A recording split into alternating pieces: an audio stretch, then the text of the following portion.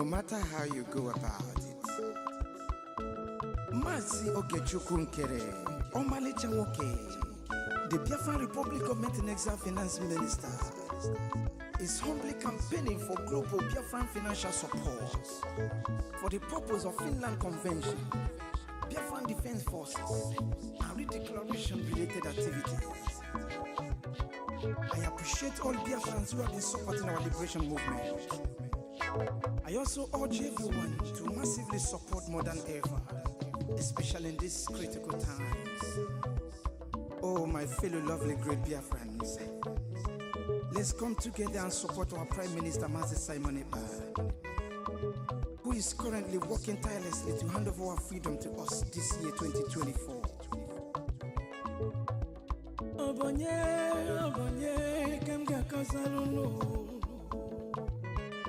Freedom is coming, yeah, yeah. Yo, yo, yo, yo, yo. Mazi Ogechukwu Nkere. Salute every Biafran especially. Yeah, yeah.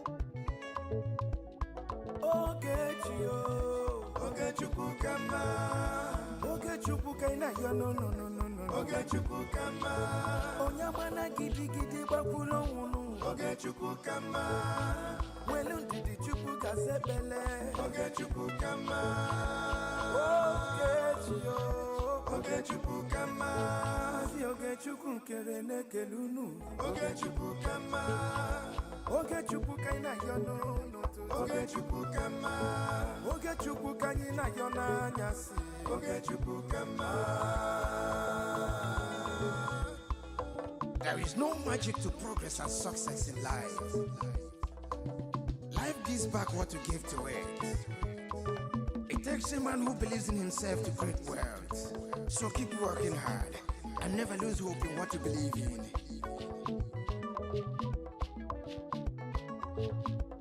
Ayakata. Life is not easy. Sigh. Make it take and judge. I want to use this special opportunity to recognize great Dim Odumegwu. I can't also forget General Philip Effiong. Okama Daloso. Come cheta kwanu men on the ground. Umoma kubigwe. Anye na fuakolu. Airborne. De facto government in homeland. A special recognition to every Biafran who have been supporting from day one. May Elohim continue to flourish you in your different endeavors. This is Mazina Degano, Ohamadike, one of Biafra. Egadi. The Prime Minister, Obatobie, Ogechukwu Nkere Simukelekio, Wokoma, Ogechukwu kama. Ogechukwu kaina yo no no no no no. Ogechukwu kama. Onyamana gidi gidi bakulo wunu. Ogechukwu kama. Welu didi chukwu kasebele. Ogechukwu kama. Ogechukwu kama. Mama biko yobolisa. Ogechukwu kama. Ogechukwu kaina yo no no. Ogechukwu kama. Ogechukwu kaina yo na nyasi. Ogechukwu kama.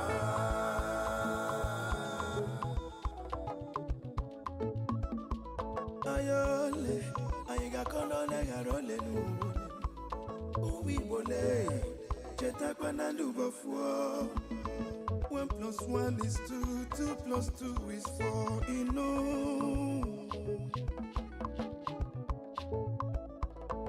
Onye puru chi yuzo akwa no no.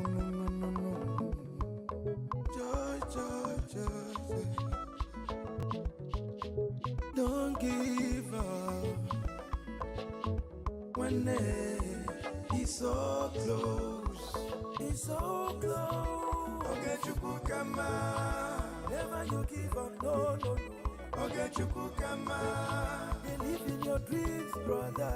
Ogechukukama. Never you say no, no, no, no. Ogechukukama. Ogechukukama. Ogechukukama. Never you down your faith, no, no. Ogechukukama. Keep your head up, keep on fighting, Ogechukukama. Oyabala, oyabala, jodo. Ogechukukama. A big shout out to Mazi Ogechukukere. I salute you, my PM, Mazi Simoniba. Life is sweet when you're patient. The greatest shout out goes to the media team, great talents. They won.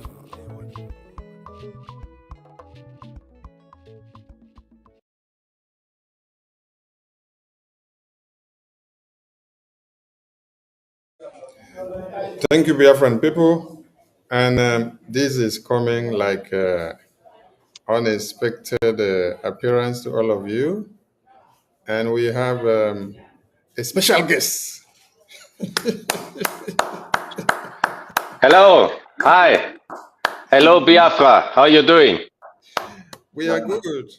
Kuta, welcome on board. And nice we have to work for freedom. Thanks a lot for the invitation. Thank you, thank you, thank you, thank you, thank you. And I will hand over the mic to the acting prime minister. Let him take the mic from here. Honorable Okechukwu is the acting prime minister of the Biafra Republic government in exile. So I'm very honored, Mr. Prime Minister. Thank you, Mr. Gunther. Thank you very much. Thank you, Honorable Minister of Information, you and your entire team. My name is Mazi Ogechukwu, the acting Prime Minister of Biafra Republic government in exile. And we have a special guest today, who we Biafrans are really honored to have here today. And we appreciate what he's doing. And we are very overwhelmed, seeing how he cares about freedom for oppressed people, freedom for Biafran Christians, freedom for humanity. So without wasting much of our time, and because of time schedule, let us welcome our guest here, Gunther Fillinger. Welcome. Thank you. Biafran people are happy to have you in our midst today. Thank you. You're welcome. Thanks a lot, Mr. Prime Minister. Thanks a lot, Mr. Minister, for this warm welcome. My name is Günther Fellinger, Jan, here from Vienna. I'm the chairman of the Austrian Committee for NATO Enlargement, and I recently learned about the tragedy of Biafra and the suppression of Christians in Biafra. And part of my campaign is, of course, to support you, and that's what I'm doing. I call for the European Union and the United States of America to recognize the Biafra Republic as a free and independent country, to join the United Nations, and to build a good working democracy and market economy, and to join the free world and break away from ex-Nigeria.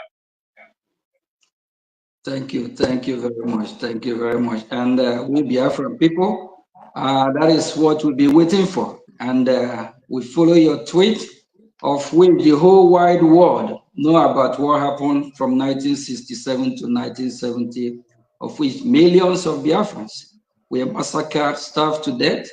And we Biafrans, we are not terrorists. So we are pleading, we want the international community to come to our aid. We are good people, we are not terrorists. And we'll be able to coexist and work with our neighbor and also make this world a better place, of which exit of Biafra from Nigeria is a good thing, because with that, Biafra will be able to protect its neighbor, its territory, and also like from the Middle Belt, they can make Biafra their safe haven, will be of help as well. So, and at the same time, it will really bring peace to the global world, because Biafra will be a safe haven for those in Nigeria that are fleeing from their ancestral home, who will really be part of this global community. Even while with Nigeria, all over the territory called Nigeria. If you go to the north, you go to the south, Biafran people coexist. Any community you see them, they contribute to that community. They build businesses, houses. They just live and let live. They are good people that we appreciate your campaign to let the world come to the aid of Biafra and to recognize Biafra as a sovereign nation, a sovereign state. So I believe it's a welcome development and it's a good thing. Because looking at the country called Nigeria today, the Biafrans are Christian. The North, they are Muslim. They have a different ideology to the extent, extreme ideology, just like what is happening in Europe today. We see all over Europe. The extremists say they want to take over. They want to kill everybody. They want to Islamize everybody. We Biafrans cannot let that happen, and it can never happen, even till now, till their kingdom come. We can't allow them to Islamize us, and only how to peace to be in that region is to let us go, because if not, we'll fight forever, because we are Christians. We can never be Muslim. We have different ideology. We eat different food. We speak different language from these terrorists. We also have, we love Western education, Western way of life. Why the extremists, they don't believe in Western way of life. We're not compatible. We are just different people. We really appreciate your campaign for freedom of Biafra, and this is one of the reasons why, because of the oppressed, our leader Mazi Nnamdi Kanu, the Nigerian terrorists, they held him since 2015. They be going to court back and forth, of which after they grant him bail, they went to his house, want to kill him, assassinate him. Over 28 people were killed in Mazi Nnamdi Kanu home, and he managed to flee from the country. And they went as far 2021 to kidnap him from Kenya. Extraordinary rendition. So it's just a corrupt country that we cannot be part of. So every day they go to court. Today, yesterday, they are at the court, and they try to try him while Nigerian terrorist state commit crime against Mazi Nnamdi Kanu. And they still want to try who they commit crime against. Just like if I come to your house, I steal your property, and I will still take you to court. Is that not funny? So the country is just a dying country that is collapsing, because we believe that Nigeria is never a country. It's just amalgamated it's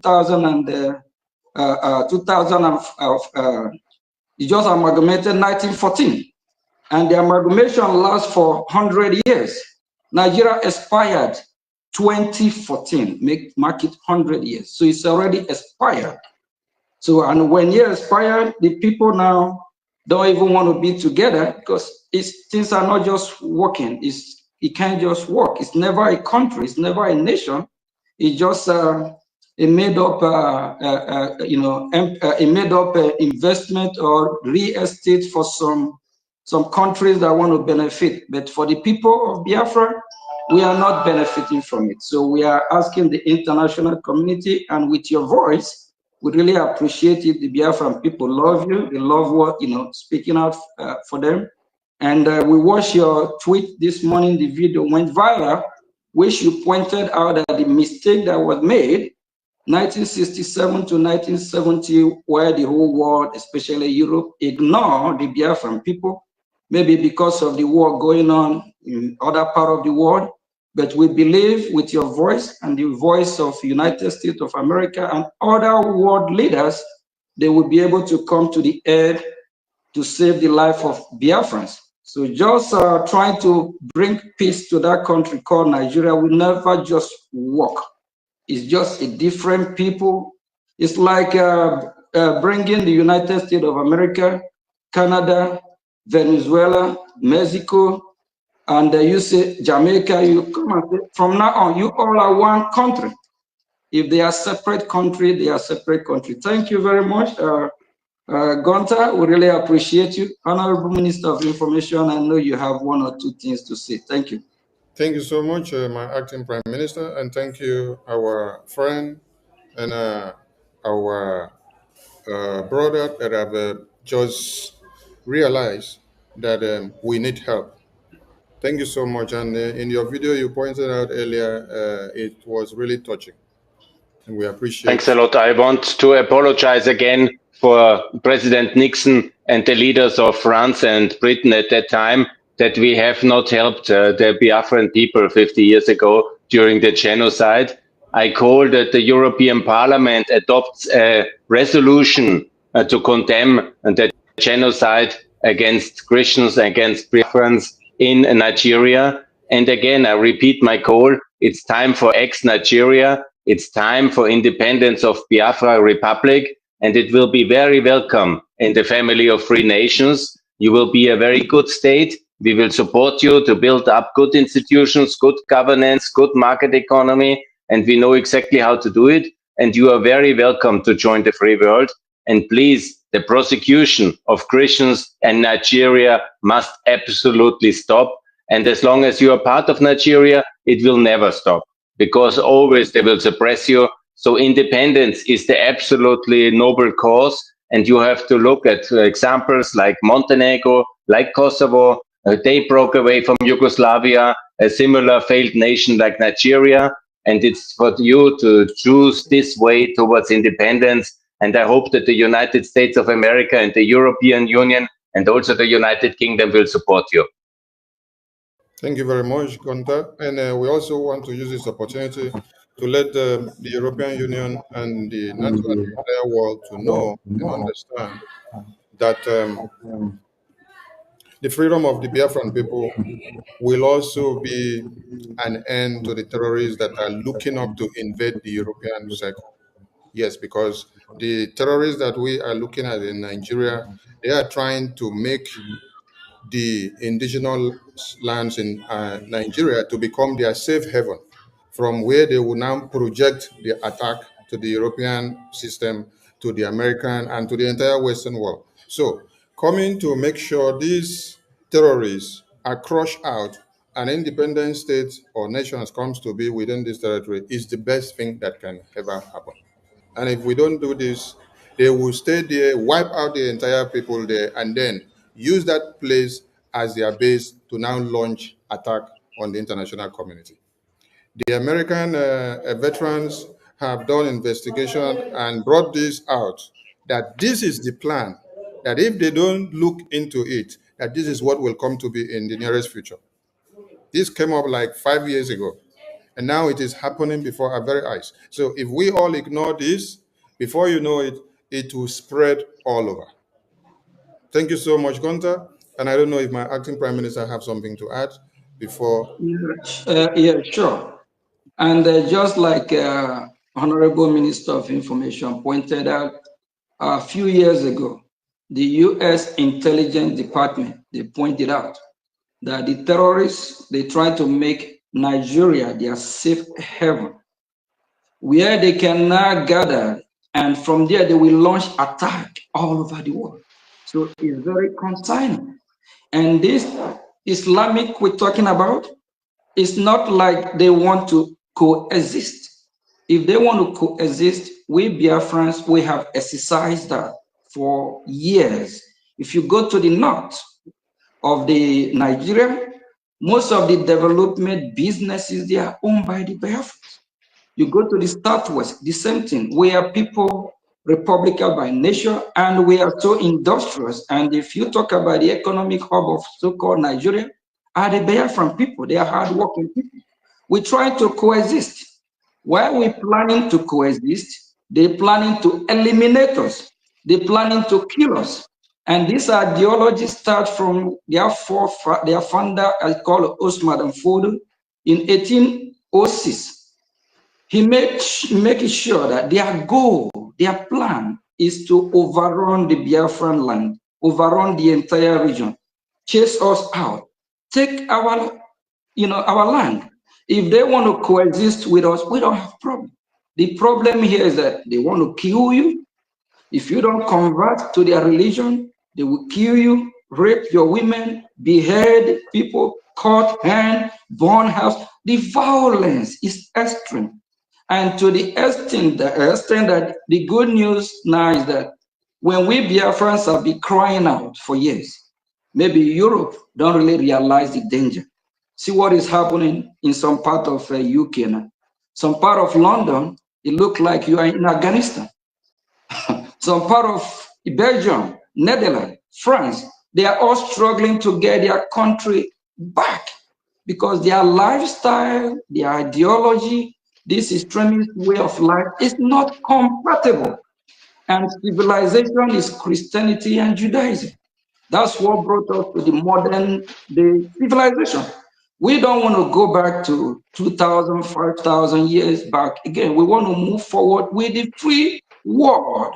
We love good things, good education. We want to have a better environment, safer place where we can raise our children, with good security. And when they graduate, they can have a good job. But in the country called Nigeria today, while we Biafrans are trying to make it work, they are destroying it. The Islamists, they don't bring anything to the table. Rather, all they do is cause trouble, confusion. It's happening all over the world. So the whole European Union can bear with Biafrans' weakness. How are they enjoying the Islamist jihadist terrorists in their street? Go to France, go to Paris, see how the extremists, they beat women, young on the street. They have violence. If you don't agree with them, they kill you. Who want to live? We're not just compatible. We really appreciate you, Gunther. You are God sent.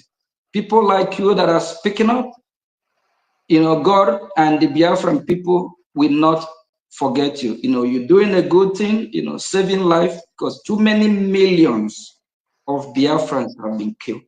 As I'm speaking, there is ongoing war in Biafra land.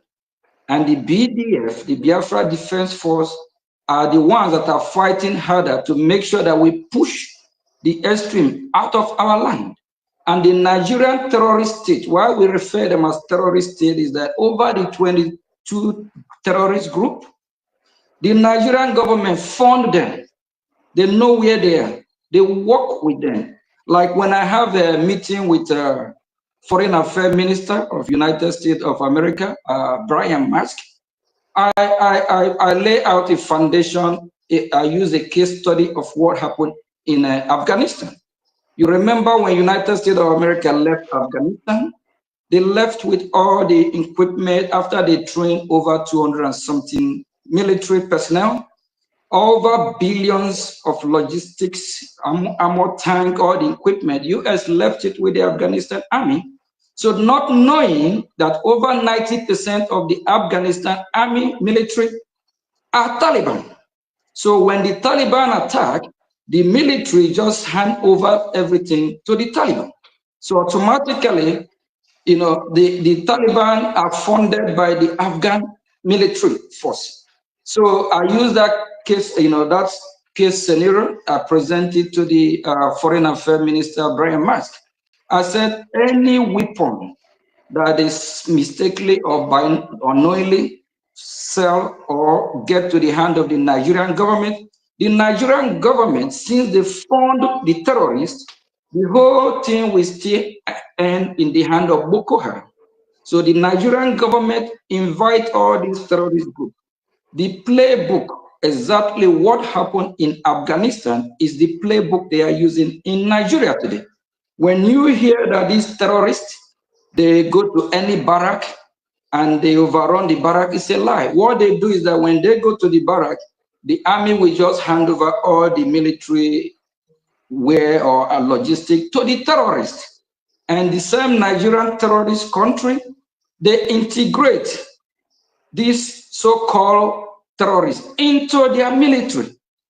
So it's just, I want the international community to know that the danger in this is that if they allow these terrorists to succeed, they will attack United States from there. They will attack Europe. And there's a lot of mineral resources in Biafra land. That's what makes it so. They already want to make sure that they capture Biafra land, and we Biafrans, we are resisting. We are fighting every day to push back, push them out of our territory. So we don't, if they succeed, not just only Biafrans they're going to attack, they will attack the whole world. So we are pleading for the international community to come to our aid to support Biafran people 130 years ago. Nothing like Nigeria. My grandfather are not Nigerian. We have our own separate region. Did not let go back how we used to be. So thank you very much, and we really appreciate. And what the Nigerian terrorist state is doing is that they always want to make sure they bring the leaders of Biafrans that are fighting for Biafrans to bring them down or to kidnap them, arrest them, just like our leader Mazi Nnamdi Kanu that was kidnapped from Kenya. And we also want you to use your voice to also speak about Mazi Nnamdi Kanu, who is currently suffering in Nigerian detention. They can't even allow him, give him passage to get a better medical treatment. And we also have Mazi Simon Ekpa in Finland, that the Nigerian government, they pressure the Finnish authority with EU, probably, you might know better, just to arrest him to see if they can prevent us from getting our freedom. And at the same time, if it is the mineral resources in our land, if that is the problem, we can negotiate. We can do deal. We can do business together, have a fair play, have a 50-50 fair play. If it is the resources, we put it on the table. We want to live. We don't really worry about the resources. If you have to live before you can enjoy the resources. If they kill us, we can't even still enjoy the resources. So if the mineral resources, the gas and oil we have is the problem, America, we are open for business. EU, we are open for business. They come, we negotiate. We just want to be free people so that we can be part of this global world that God created. It's so beautiful. So Biafrans don't want to be wiped out from this surface of the earth. Thank you very much, and hope we will see you again. And just keep doing the good work that you're doing. And especially since you're in Europe, if you can use your voice to also talk about Mazi Simon Ekpa,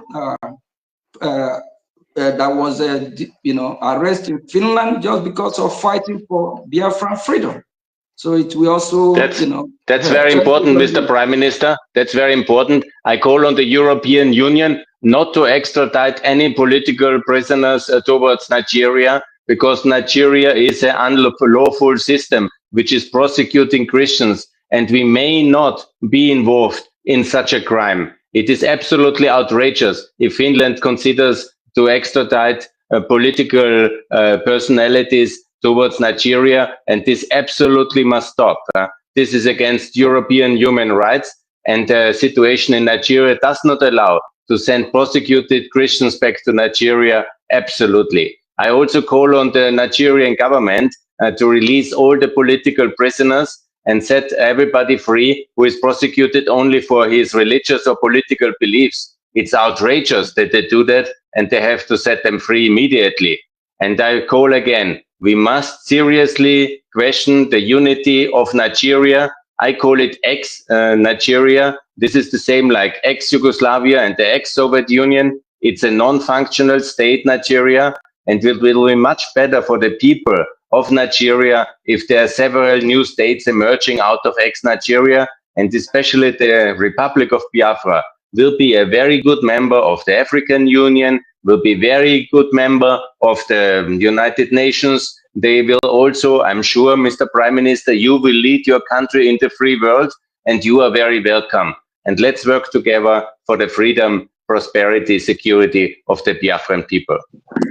Thank you very much. Thank you very much. Thank you, Quanta. Thank you, Quanta. Thank you very much. We Biafrans appreciate you. Thank you. Thank you so much, and welcome from Vienna. Thank you, Quanta. Let us amplify the voice of Senator Ted Cruz, because some people have come out to say, oh, there is no raping, there is no cutting off of heads of babies, women, and children. We are using this opportunity as we have a live conversation with Quanta to know that babies' heads are cut off with knives like onions. Pregnant That's women, really a terrible crime. pregnant women are cut into two. Normally, if a pregnant woman is to be sojourned on, it is done in the hospital. But what you see is that these terrorists use machete to butcher a pregnant woman into two. They even butcher the baby inside. Then the men and the women that are of age, they rape them, and at the end, they cut their heads off, cut them to pieces. And when they do this, they use their leaflet of their religious affairs to back it up and say it is stipulated in their book of Quran or Sharia that they must rape and then cut and invade communities and kill men, women, and children. So these are facts. These are not fiction. These are facts that are there with evidences. And this is one of the reasons why the Biafran people have Biafra Defense Forces, like my acting prime minister said, because we cannot stand to watch and see our babies, women, and children butchered in like manners. And this is a repetition of what had happened in 1966 that led to the genocidal war, which started from 67 to 70s. We could not stand to watch our babies, women, and children slaughtered like that. So that was the reason. So if someone say, why did you declare Biafra? We declared Biafra because it was a fight for survival, so that our babies, women, and children could survive. We can't watch. It's just like October 7 invasion of Israel. When you sat down and watch and see that you slept and woke up, you saw your babies, women, and children littered on the floor. So, what do we have to do? We have to defend ourselves for survival. So, many died of kwashiorkor, but we did not have a lobbyist and a voice to speak in Washington, D.C., and also to reach out to Vietnam to be able to communicate in a diplomatic manner of what is happening in Biafra land. But today, thanks to our lobbying firm, we've been able to engage the lawmakers, and it is from there that the voice amplified that you, Gunter, was able to get the message. So there is power in lobbying, and there is power in diplomatic engagement. So we appreciate you, and we look forward to working with you. Thank you so much for your time. From Europe, from Vienna, from Austria, I wish you all the best, freedom and independence for the Republic of Biafra. Thank you, Gunter. Thanks a lot. Have a nice evening, and may your struggle for freedom be successful. Thank you. Thank you. Thank you. Thank you. Bye. I leave now. Thanks a lot for the invitation. Thank you.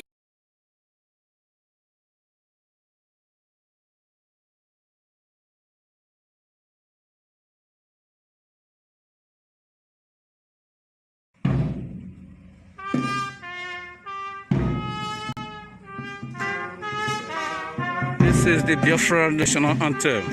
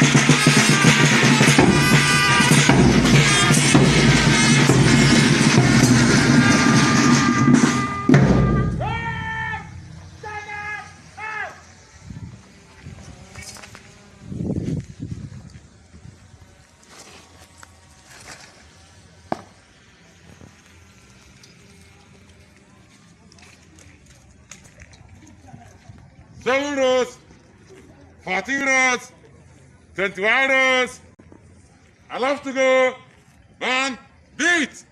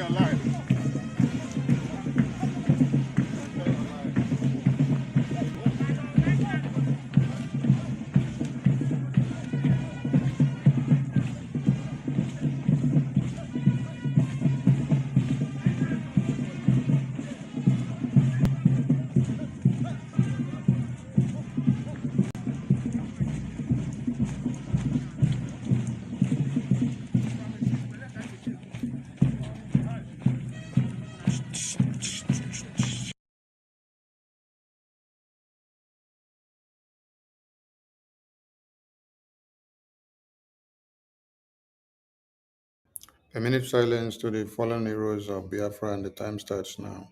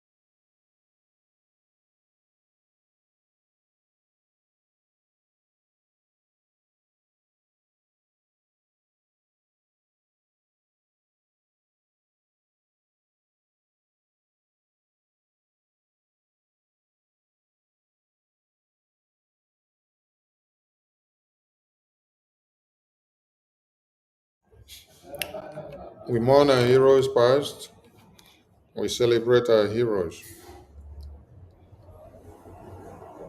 Our babies, women, and children that have been butchered in the homeland because of Biafra, we mourn them. We promise to continue raising the flag above sea level until Biafra is fully restored, so that their sacrifices will not be in vain. He said, he said, he said.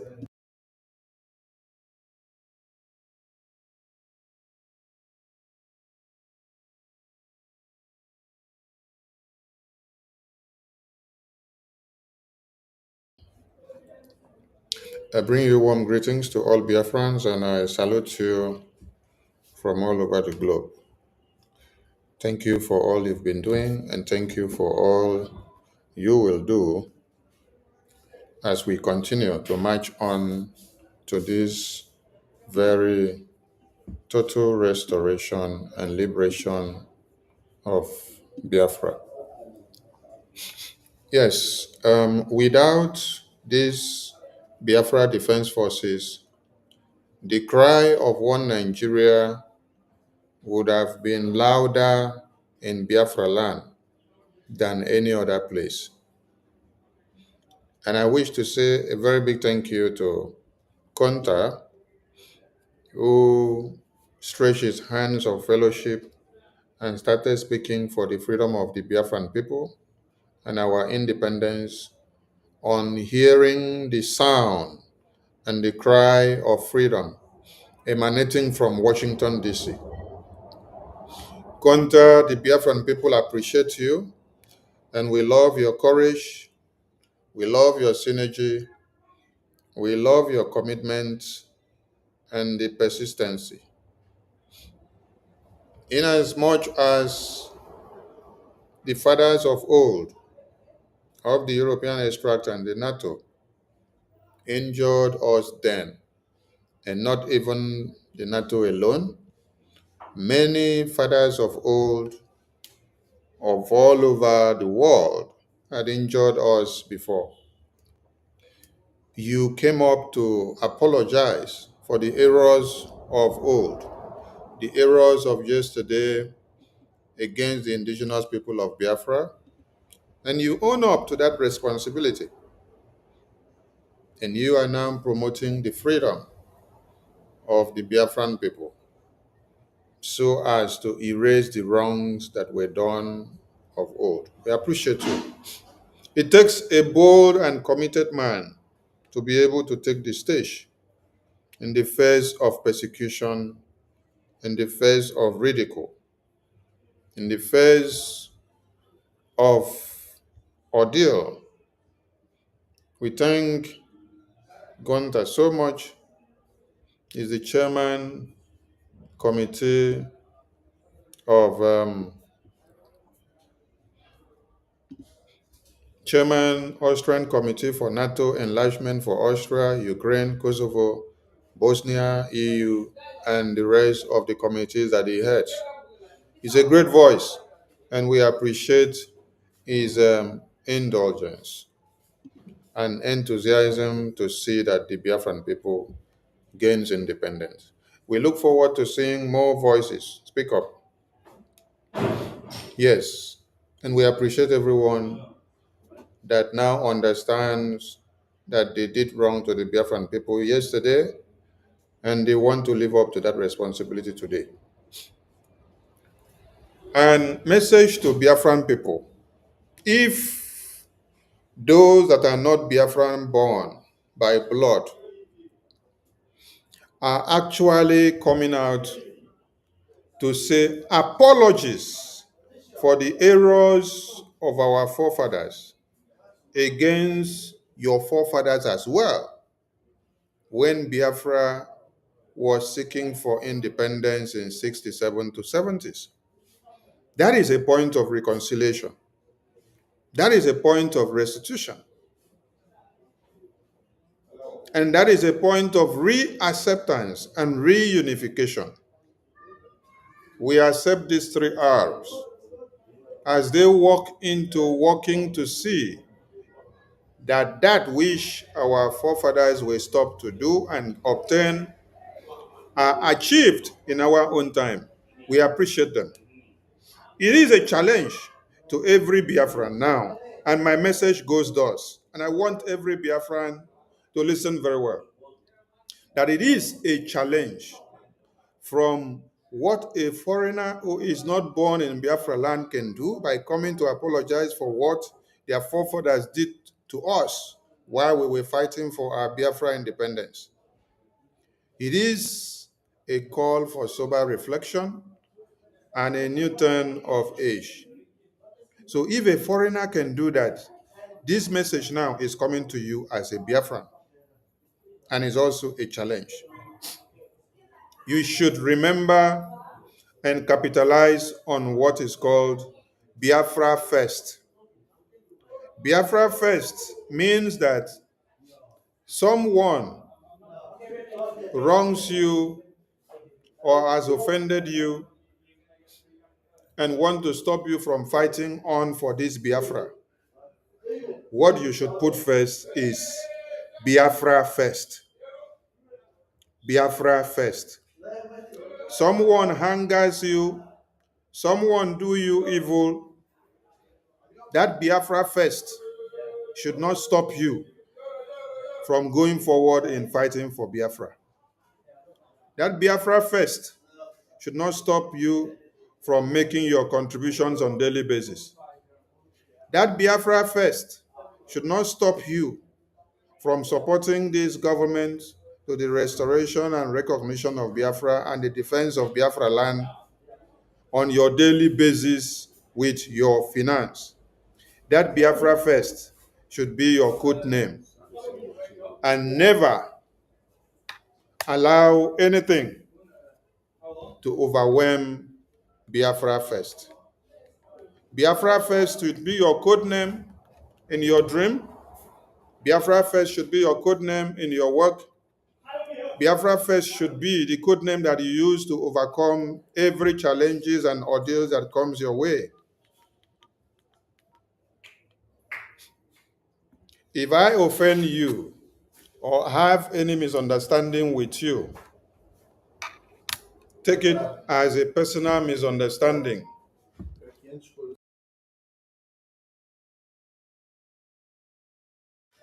Take it as a personal misunderstanding. But put Biafra first to allow you to continue to do what you have to do for Biafra.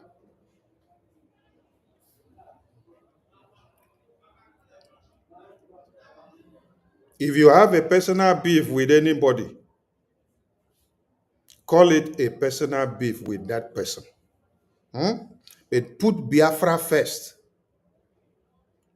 so that that beef you have with that person will not make you derail in your sacrifices and focus and determination for Biafra.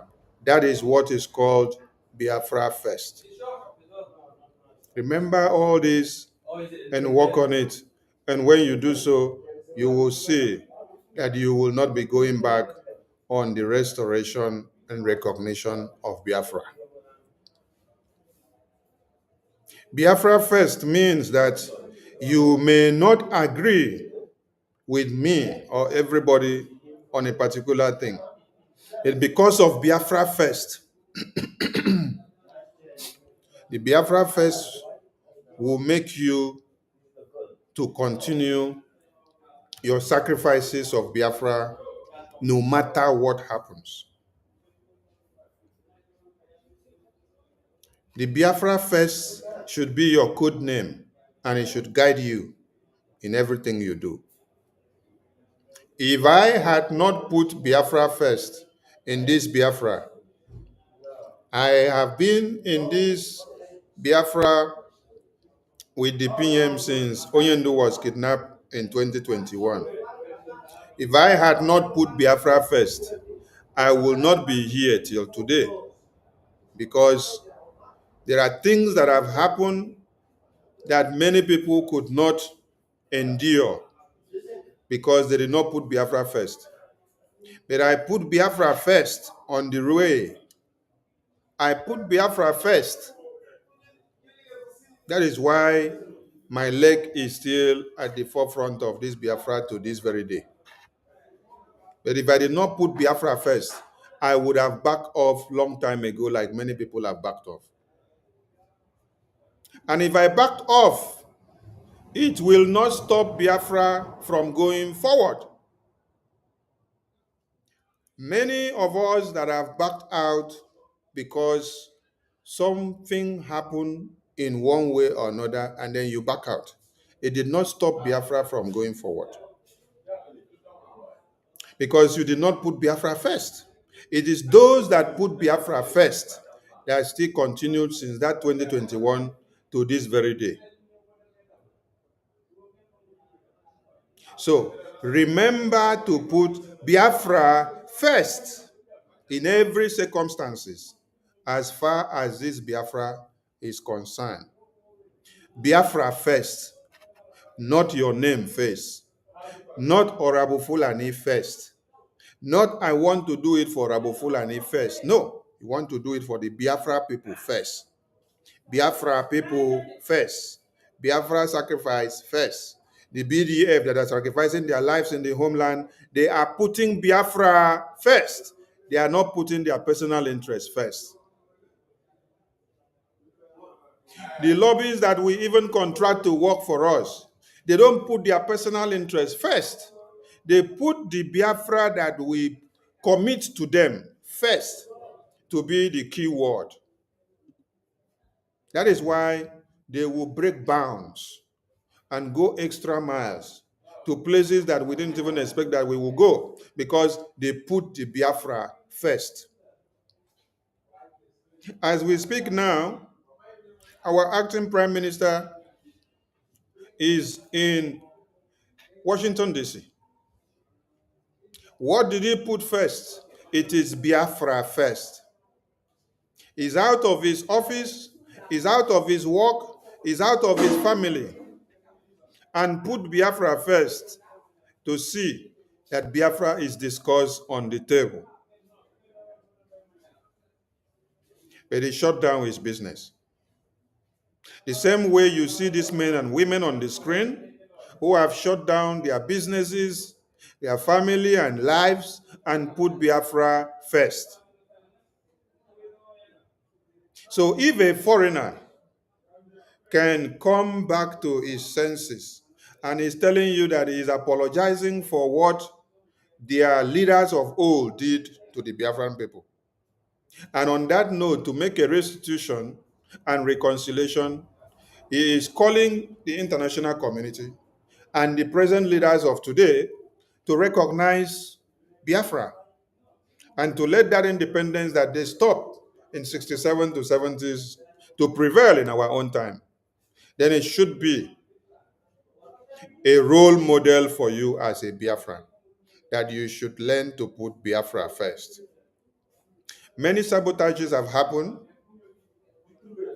and it's even hard to trust many people now in the Biafra struggle, because the sabotage that has happened mostly in the hierarchies of leadership. So it's hard for you to even trust somebody. But I can tell you one thing.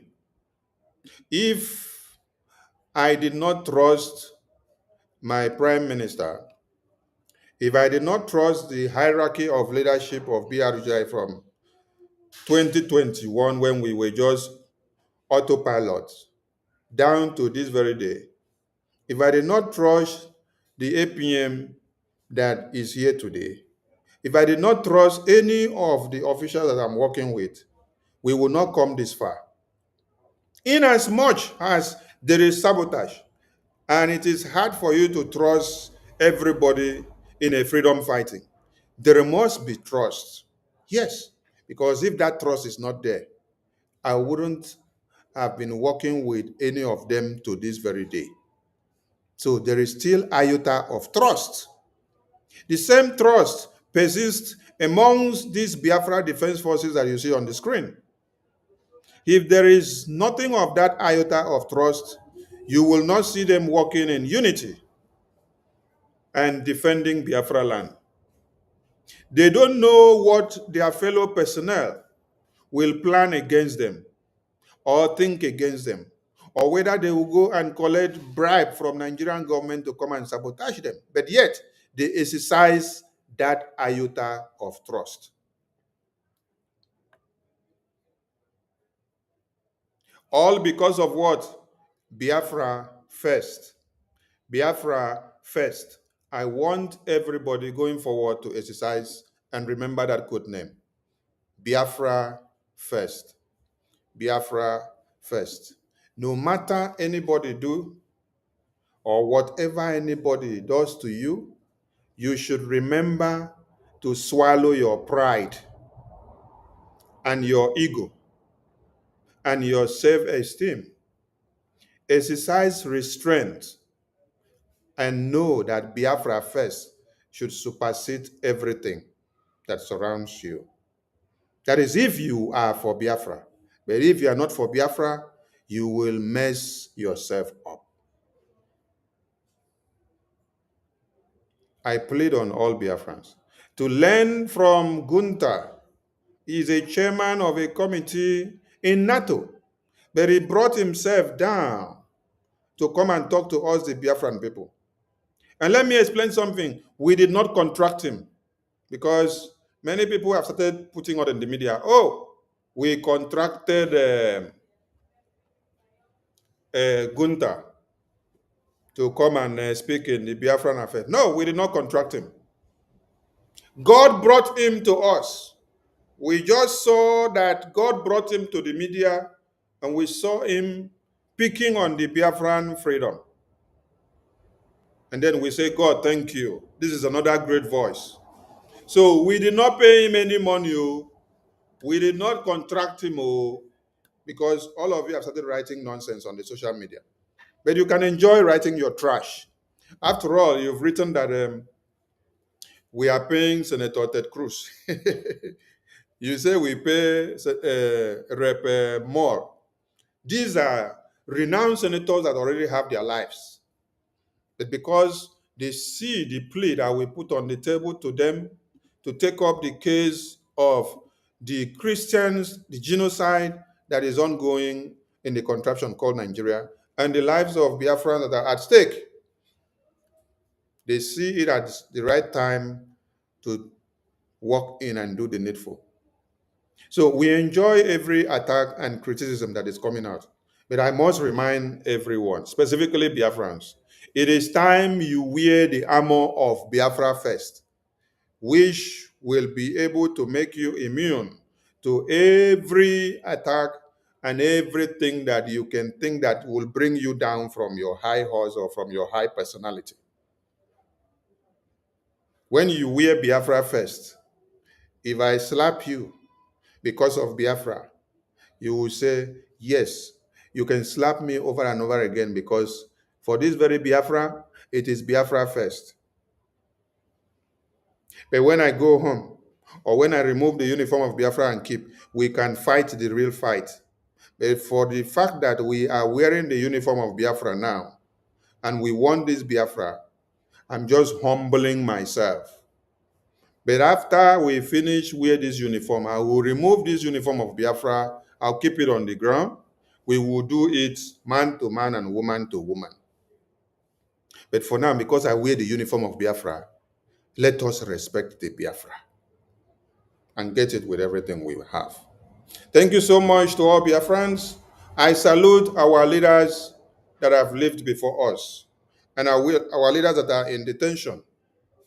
Our Prime Minister, our Onyendu, even our Wazirike that was betrayed by our own very people, and our Ojuku, eternal leader, and Philip Effiong, the former president of Biafra, who were also almost betrayed in the battlefield by our own very own. We salute all their existence. What they worked for is what we stepped our foot into, and we are making it happen in our own time. They did not have lobbies in Washington, D.C. in 67 to 70s. That is what we were telling Gunther yesterday here in the program.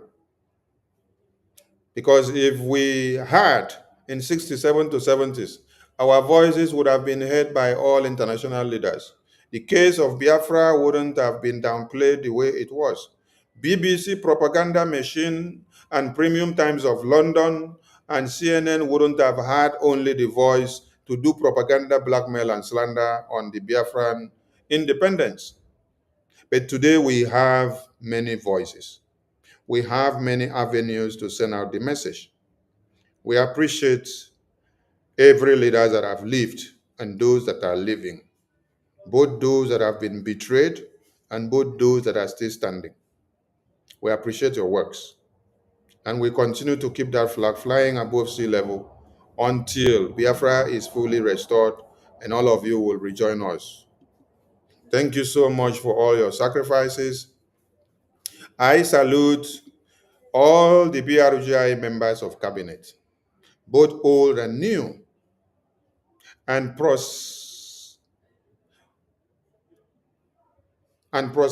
ones that are also coming in, because we are going to have more people into our cabinet. If you know you have something to offer, you see our email in the website. Write us and let us know what you can offer. Bring it up. Yes, we need more talent.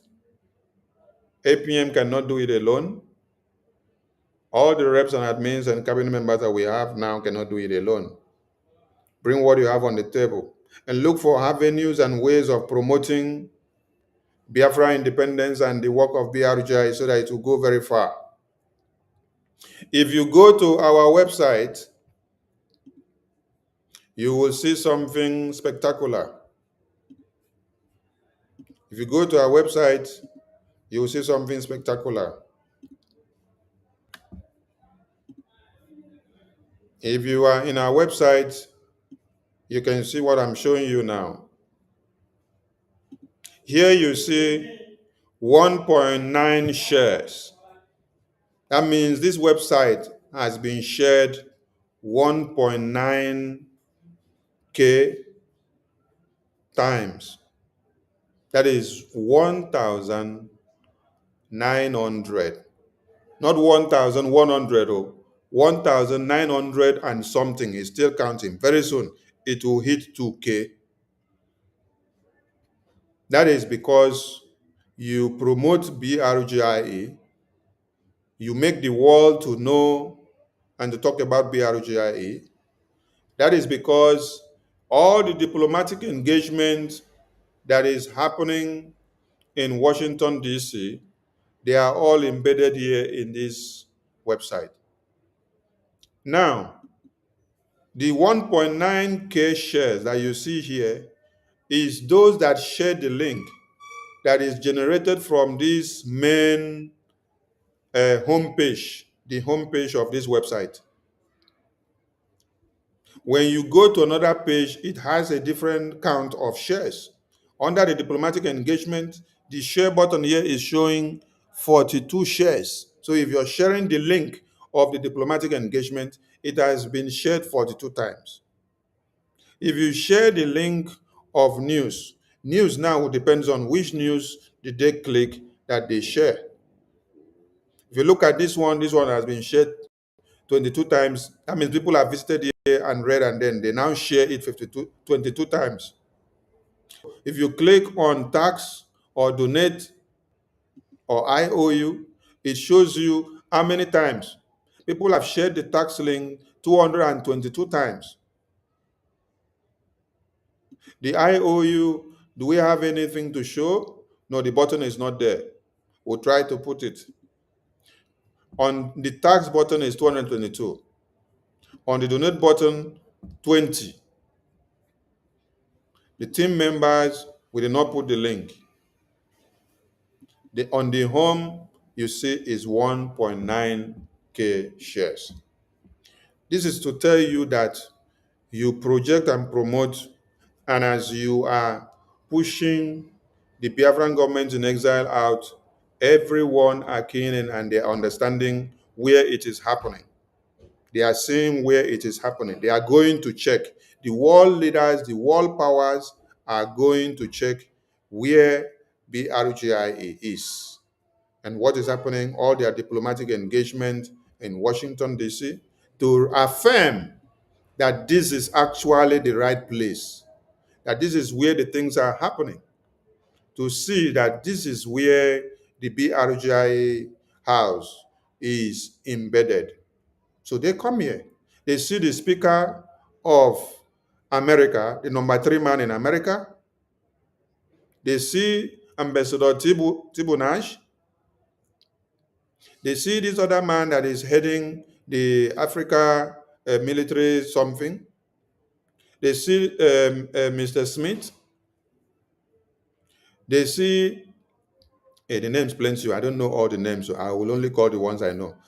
Senator Cruz is here. Brian Marks is here.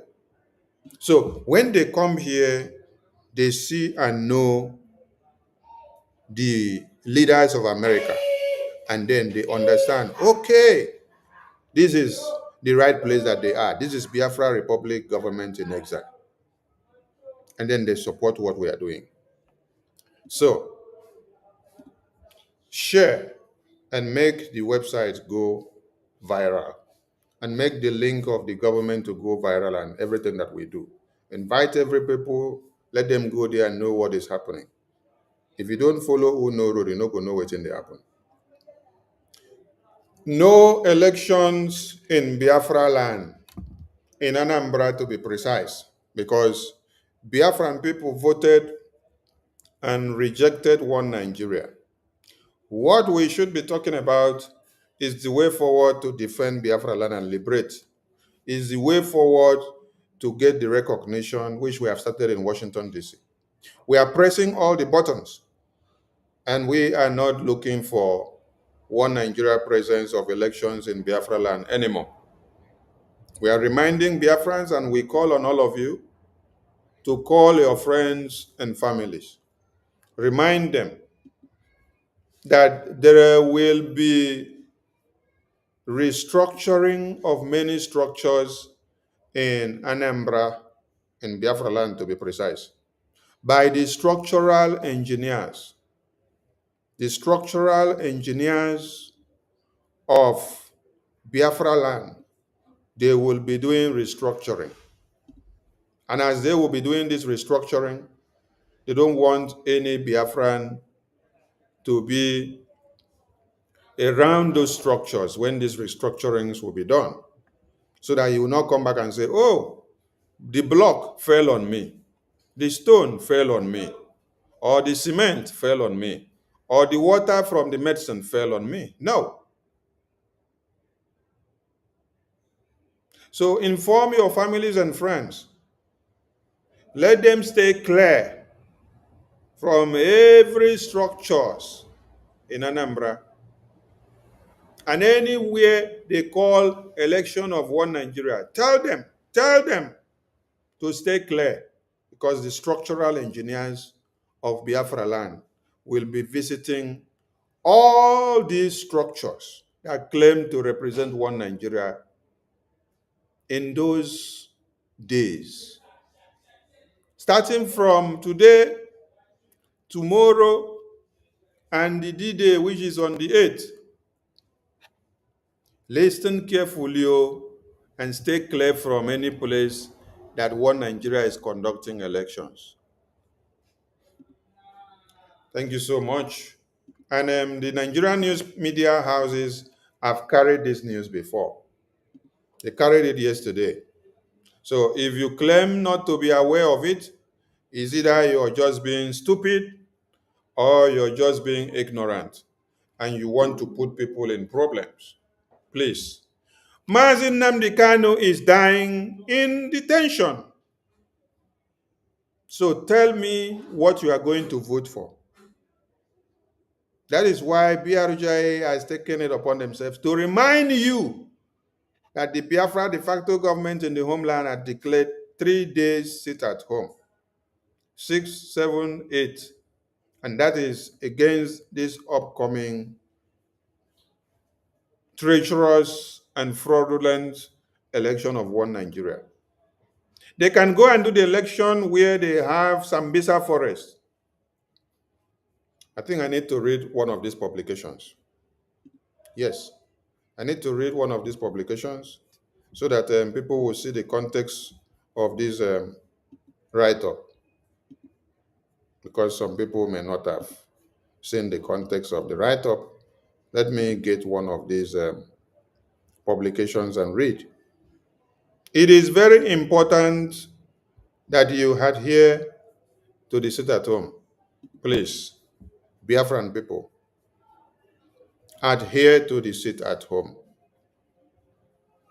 Adhere to the sit at home. It is for your own good. Don't expect the Biafra Defense Forces to start leaving the duty that they are doing to come and start protecting you. Listen to simple instructions. Stay away from where Nigerian terrorist governments are planning these fraudulent, shambolic affairs of one Nigeria elections. Yes, it is not where you should be looking up to. Where you should be looking up to is where and how to bring Mazi Nnamdi Kanu out from detention. What is the next step to our freedom? Because we had declared our independence. That is what you should be talking about. Not going to go and vote for one Nigeria. The Ambazonian people, they declared no elections in Ambazonia on the day of Cameroon elections. And they shut down the community. Nobody went in, nobody went out. They did not need anybody to ring bell to their ear before they listened to the no elections in Ambazonia region. They listened to it and they carried it out the way it came. Are you getting the point? But some of you in Biafra land, you want to answer Thomas Ekwekwe. You want us to come and carry feeding bottle and put in your mouth.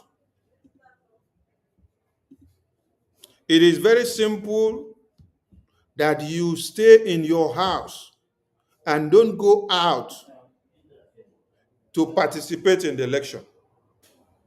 It is your constitutional right to decide whether to annex yourself with any place or anything that they are doing, or you stay aside. It is your constitutional right not to go and participate in any fraudulent elections. They will not come to your house to come and carry you or to come and beat you because you say you don't want to participate in one Nigeria terrorist scam. Make the work easy for the Biafra independence to come. Make the work easy for the Biafra Defense Forces to do. Obey the sit at home without waiting for any compulsion. The Ambazonia people sat down in their homes. They shut down Ambazonia. Nobody went out, nobody came in. And it made the work very easy for their defense forces. Those are the people that shows that they are ready for freedom. Not some of you that today you'll be singing the praises of Soludo. Who told you that he is not ready for Biafra independence? He doesn't want Mazi Nnamdi Kanu to come out. Tomorrow you hear us shout Biafra and then you also jump in and shout. You finish shout. You say, the Biafra is not ready to come. You go back to Soludo. We say sit at home to send a message to Soludo. You say, no, you want to go and collect 500 naira. On going to collect 500 naira, Soludo talks an Agune chamber that they will use to carry out election buying and election rigging. They shoot you and then you die in the election ground because you went to get 500 naira. Things are better done in a very simple and understanding manner. Obey simple instruction. Sit at home, buy palm wine, buy whiskey, buy Coca-Cola and sit down, buy Golda, buy any beer of your choice, buy coconut and then break it, sit down in your house and drink on that day. You drink finish, sleep catch you, sleep snort till the next day you wake up. You ask, have they finished the election? Have they finished the sit at home? They tell you, yes, today we are on the 9th. You say, can I go out now? They say, yes. You say, okay, let us go out. On the 7th and 8th and 6th is holy days. The D-Day is on that 8th. We prepare your mind for 6 and 7, and on the 8th, make sure you don't show yourself in those places. Sit at home and allow the structural engineers of Biafra to restructure the structures that will be structured on that day. Let me read this publication. For those Thomas Ekwekwe, Nnamdi Kanu is dying. BRGI Ibaz Anambra election declares 3-day sit at home in Southeast. Why? You have seen the reason. The reason is because Mazen Nnamdi Kanu is dying. They refuse him medical treatment. Prime Minister Simon Ekpa was also imprisoned. Why? Because of Igbo politicians that don't want Biafra to breathe. They are the ones that connive. And then I brought something up the other time. Kanu Takano is there. Ejiofor is there. All the governors of the East are there. They use Bruce Fein. They add Bruce Fein up. They now write letter and add IPOB criminal bodies. They now decide to work with one Nigerian government. They wrote letter to Finland. And they use the name of Mazen Nnamdi Kanu to write the letter. All of you will know that Mazen Nnamdi Kanu will not subscribe to that nonsense. But the wife of Mazen Nnamdi Kanu is part of that letter. I am telling you people now. That letter that I brought out the other day to expose, the wife of Mazen Nnamdi Kanu is part of it. Ejiofor is part of it. IPOB DOS, they are part of it. Kanunta is part of it. He's the one that spearheaded it. They brought that letter to, what's the name? Asare Dokubo. They call Asare Dokubo and inform him. Let me see if I can get the video where Asare Dokubo made the confession. They call Asare Dokubo and inform him and told him that, yes, this is the plan that they have.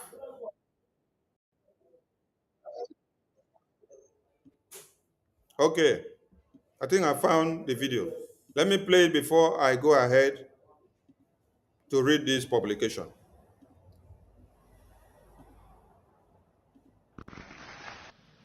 Yesterday, the US sent a delegation with a Kenga, including the wife of Mazi Nnamdi Kanu,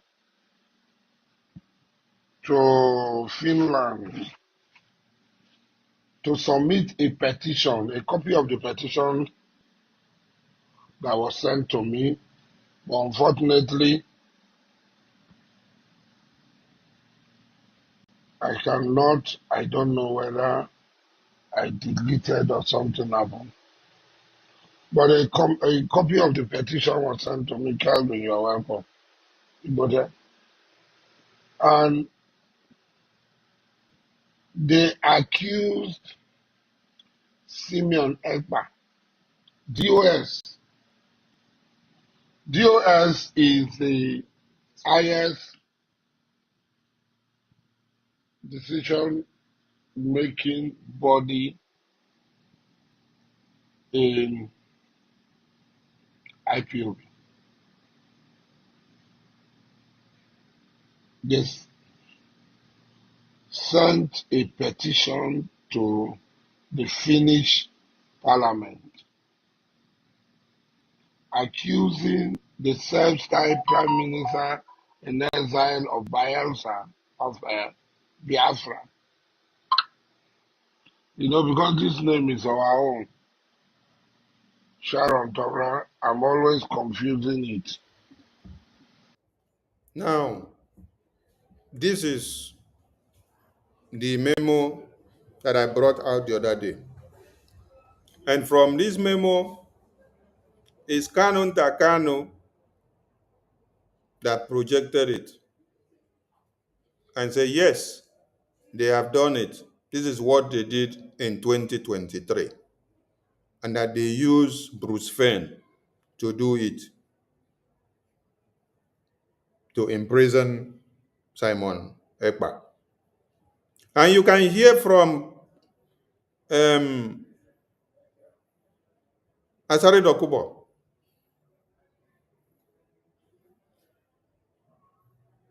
The names that were projected to Asari Dokubo is DOS,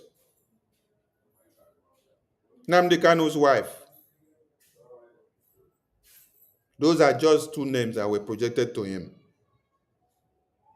But Asari Dokubo did not know that Kanu Ntakanu is actually the one leading this campaign. When some of you see Mazi Nnamdi Kanu's wife coming out to disgrace herself, at times you may ask, is this Mazi Nnamdi Kanu's wife? Who is pushing her to do all these things? Now you can understand that Kanu Ntakanu has an age on Bianca, or whatever, what did people call her? You people have a special name. Is it the Delilah? You guys have a special name that you give her. Is it Delilah? I'm talking of Uche Chikalu, Mazi Nnamdi Kanu's wife. Kanu Ntakanu uses her to do everything. He will project her face to the front, and then he will hide behind the scene. Here, Asari Dokubo did not know that Kanu Ntakanu is the main man behind everything. But the names of the people that came to him or they submitted to him were Uchechi Kanu, Mazi Nnamdi Kanu's wife, and then DOS.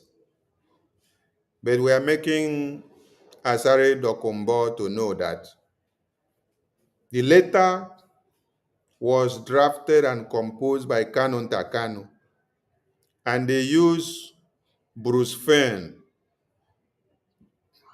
law firm to draft it and sent it. So all those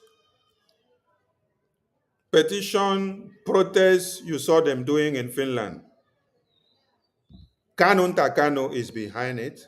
The people that testified in court against Simon Ekpa in Finland, Kanu Ntakanu, Mazi Nnamdi Kanu's wife, DOS, all of them. Emmanuel Kanu, the fine boy you see in Nigeria, because they all work hand in hand. And Ejiofor, all these people are the people that did all this. Now, I had to bring this up for all of you that are clapping for one Nigeria, because we say no elections in Anambra. I can remember when elections of Anambra came up in 2022, and we said no elections in Anambra. World Igbo Congress came to have a meeting with us behind the scene. Ohaneze Mkpurumiri came to have a meeting with us behind the scene. And their anger was that autopilots are working to stop election of one Nigeria in Biafra land. And this was when babies, women, and children were butchered and massacred in Yamufu. And then ESN were working so hard to see that they repel the terrorists in Yamufu. But what was of importance to World Congress and Ohaneze Ndigbo was not about the babies, women, and children lifeless bodies that were slaughtered in Yamufu. What was their sole interest was a one Nigeria that continues to work. A one Nigeria that Soludo would become the governor and win election. Not minding Mazi Nnamdi Kanu is dying in detention, not minding the babies, women, and children that were slaughtered on that very time. And we put it to them. Why are you not concerned about the babies, women, and children slaughtered in the Yamofu? They said their concern is about the election. Their concern is not about the babies, women, and children slaughtered by the Fulani terrorists. And they were even accusing us that we are the ones sponsoring the Fulani terrorists, that we are using it to stage manage to distort facts and figures about the election, that they don't believe that the Fulani terrorists are killing those babies, women, and children. And they target and tackle us that we must allow one Nigeria to do their election, not minding Mazi Nnamdi Kanu in detention, and not minding the dead bodies, babies, women, and children slaughtered in Yamufu. And it shocked me to my marrow. And Jofo, who was, or whether he is still the president of that World Igbo Congress and Awareness Mini Group, he promised that they are going to walk behind the scene to see that they bring us down because of trying to stop what they are planning to be for one Nigeria. They promised to launch Anyandibo. It was a group they said they are going to form, Anyandibo group. That this group they are going to form to come and supervise and make sure the election hold for Soludo and one Nigeria. That they will stop Biafran people that will sit at home and not allow the election to hold, that they will resist. And that they will not stop there, that they will go to every length to hunt us down because of talking about Biafra, because of talking about Mazi Nnamdi Kanu and the babies, women, and children that were slaughtered on the eve of Anambra elections. Today, we are in another eve of Anambra elections. Babies, women, and children have been macheted so far. And I'm presenting to you people what they did behind the scene. Kanu Ntakanu, the wife of Mazi Nnamdi Kanu, Ejiofor, and all IPOBDOS. This is what they did behind the scene.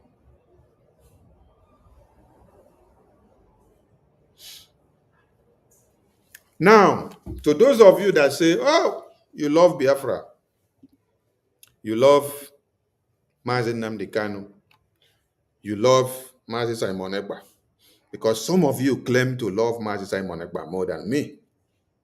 Some of you claim that I am the one backstabbing him, and you call him and then tell him all manners of evil about Sonny, that Sonny is the one now working to backstab him. And you are now the angel.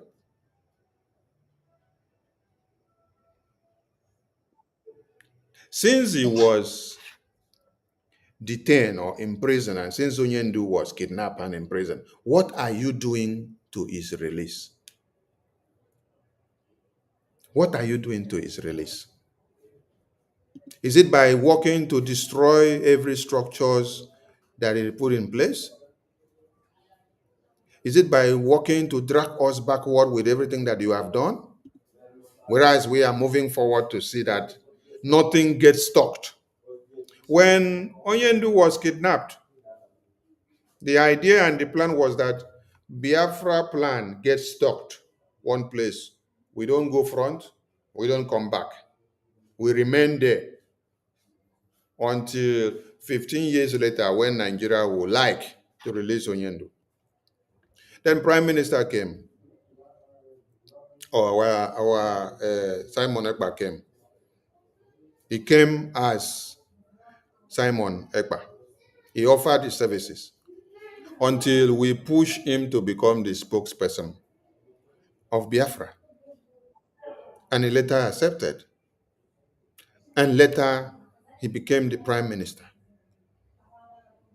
He did not sit down and wait until when Onyendu will come out before we move forward. He did not sit down to go and meet Onyendu in detention and say, Onyendu, tell me what to do. Or Onyendu, I have to come and take instruction from you before I move forward. For those of you that are using Prime Minister's name, my Simon Egba, to do all manners of propaganda and media outreach, it is high time you stopped. Yes. If you want him to come out very fast, stop using his name to do every media propaganda.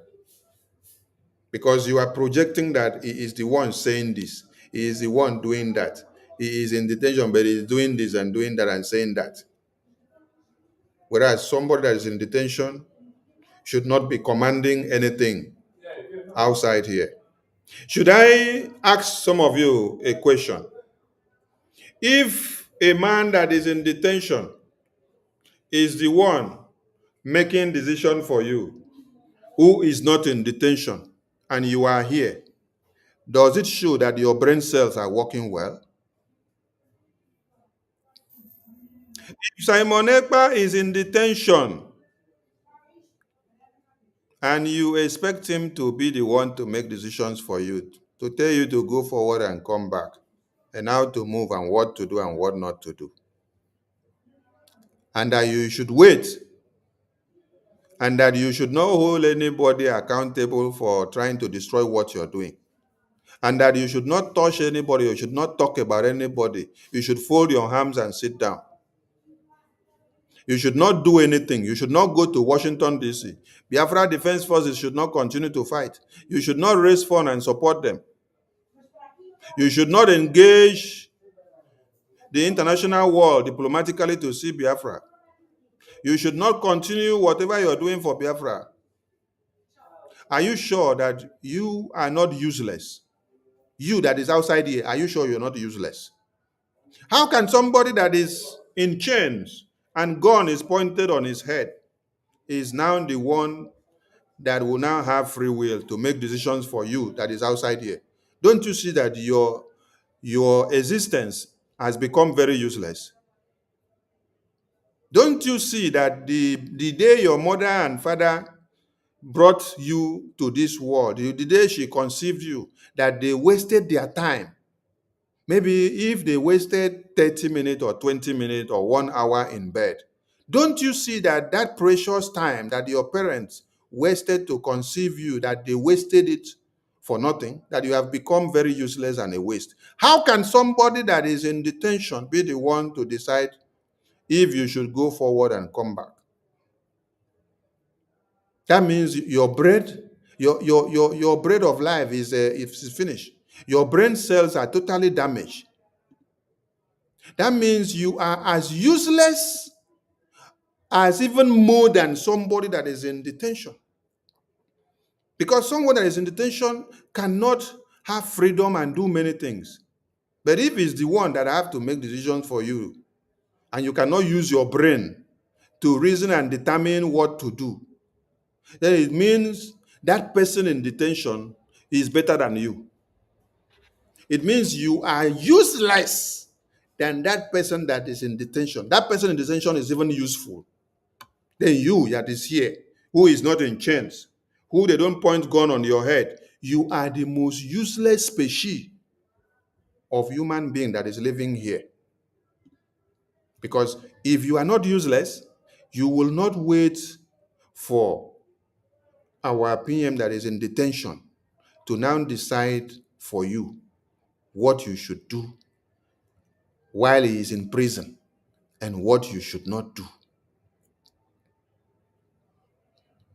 What you should be doing is what should be bringing them out. And how you should be doing it is what metamorphose into their freedom. And that is what we are doing in Washington, D.C. And that is what we are doing in the homeland. Pressing the necks of those that put him and put them in detention is what will bring them out. I'm asking all of you that have gone to sit down on the fence, doing nothing that touches one Nigeria, doing nothing that touches Finland, doing nothing that makes noise in the international arena. What are you doing that will propel the international community to speak about your freedom? Okenkere is everywhere in Washington, D.C. I told you that as I'm speaking here, he is in Washington, D.C., engaging the lawmakers of America for Biafra. While some of you will jump into the media to make caricature, you have nothing to offer. You do nothing on a daily basis to move Biafra forward from step 1 to step 2. Your own is just to sit down when you see Okenkere do one thing. That is when you have a topic to jump into the media. Are you not very useless that a man that is in chains, a man in prison, will now have brain to reason and tell you what you should do out of prison? A man that is living within the 4 walls of the prison, a man that is in chains, a man that is blindfolded, who cannot have freedom to move around and to do everything and see and travel, is the one that will now have to decide for you, who is seated here with your brains. Chai, your parents will be very disappointed to have you all as children of the day they all conceived you.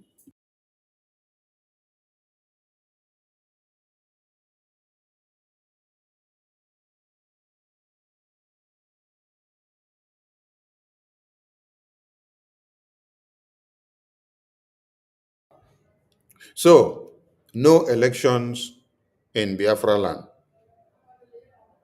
And if you know what is good for you, come and join BRJ. Tomorrow, my program will be based on opening most of the media houses, their publications of how they have projected Biafra Republic government in exile. And before I go, I will show just that of BBC. BBC, the BBC of this world that did propaganda against Biafran people. BBC today now opens their mouth to tell the world that Biafra Republic government in exile exists, and they are the one doing something in Washington, D.C., which has brought Nigeria to a stall, which has brought Donald Trump to designate Nigeria as a country of particular concern. BBC, the same BBC that was used against Biafra independence in 1966, from 66 to 70s. They have shied away from reporting facts and figures about Biafra independence because they are British Broadcasting Corporation working for Britain, who supervised the massacre of babies, women, and children of Biafra.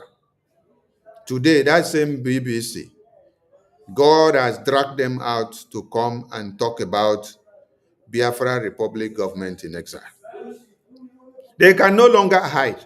And they are reporting about Biafra Republic government in exile and what we are doing free of charge for us. We are not paying them. If we are to lobby publications for BBC, we will be paying tens of thousands of dollars just for publication. But today, BBC is publishing about Biafra Republic government in exile free of charge, all the way from UK.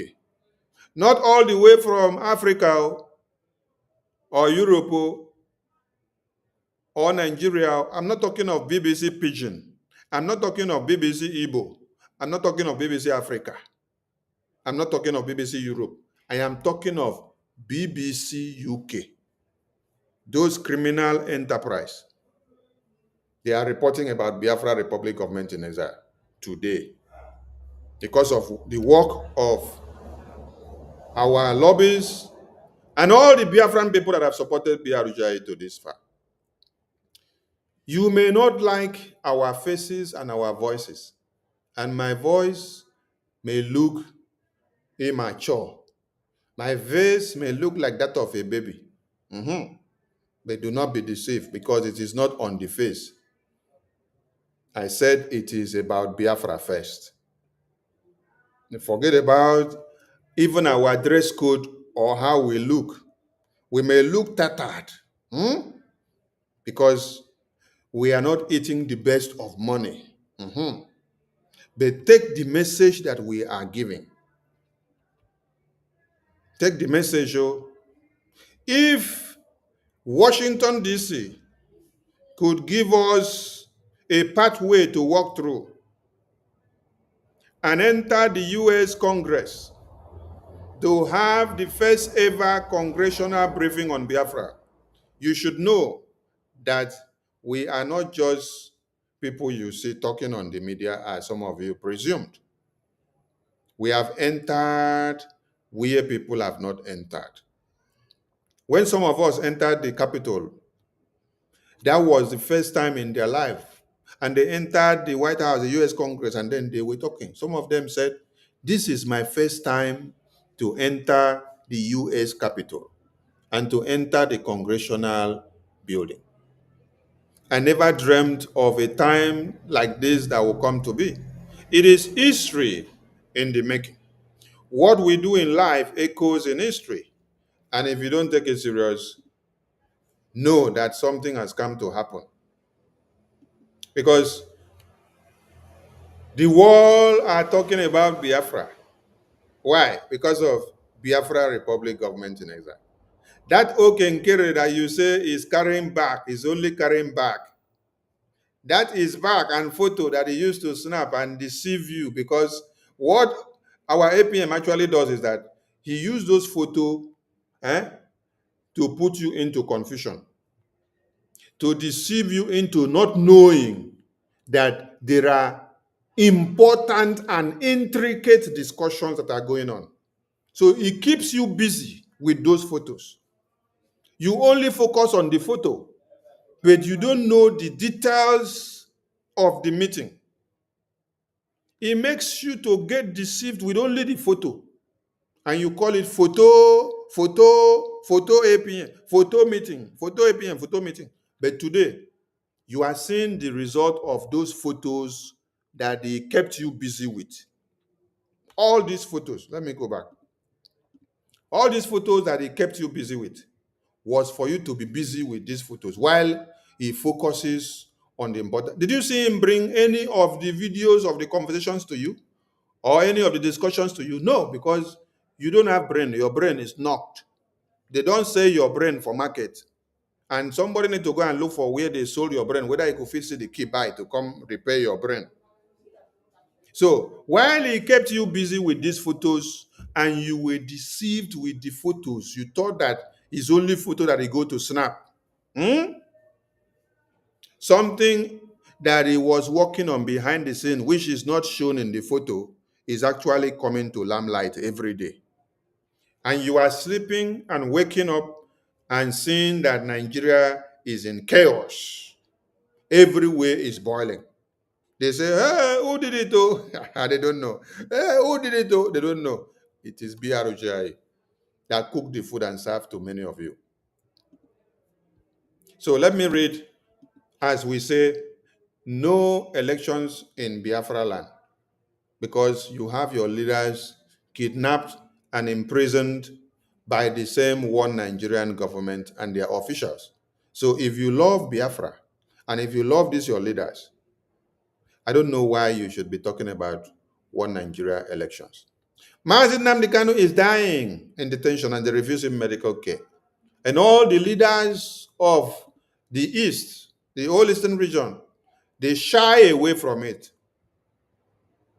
Omoyele Sowore came out and staged a protest and dragged all of them out and said, "Come out and show yourself that you love Mazi Nnamdi Kanu and you want his freedom." They refused to come up. Instead, they planned with one Nigerian government to arrest Omoyele Sowore with all the protesters, plus the lawyer and the lead counsel of Mazen Nnamdi Kanu, they arrested them and locked them up. Which country arrest lawyers and lock up with the protesters and even the people that they came to defend? When you arrest the lawyers and lock up, who will now go and defend the people that you arrested? This only happens in a banana republic, in a kangaroo system where nothing works, where everybody do anyhow and goes about anyhow. And today, Mazen Nnamdi Kanu has not gotten the medical attention. They deny him, but they give it to Boko Haram terrorists. And you want to go and vote for the same one Nigeria to continue. Make I know say, make God punish you, because if I say make God punish you, your punishment will be so dear. Yes.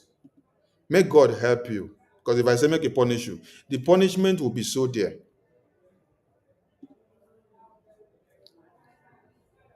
Total lockdown of Anambra, November 6, 7, and 8, 2025. No elections in Anambra. How many Biafrans voted?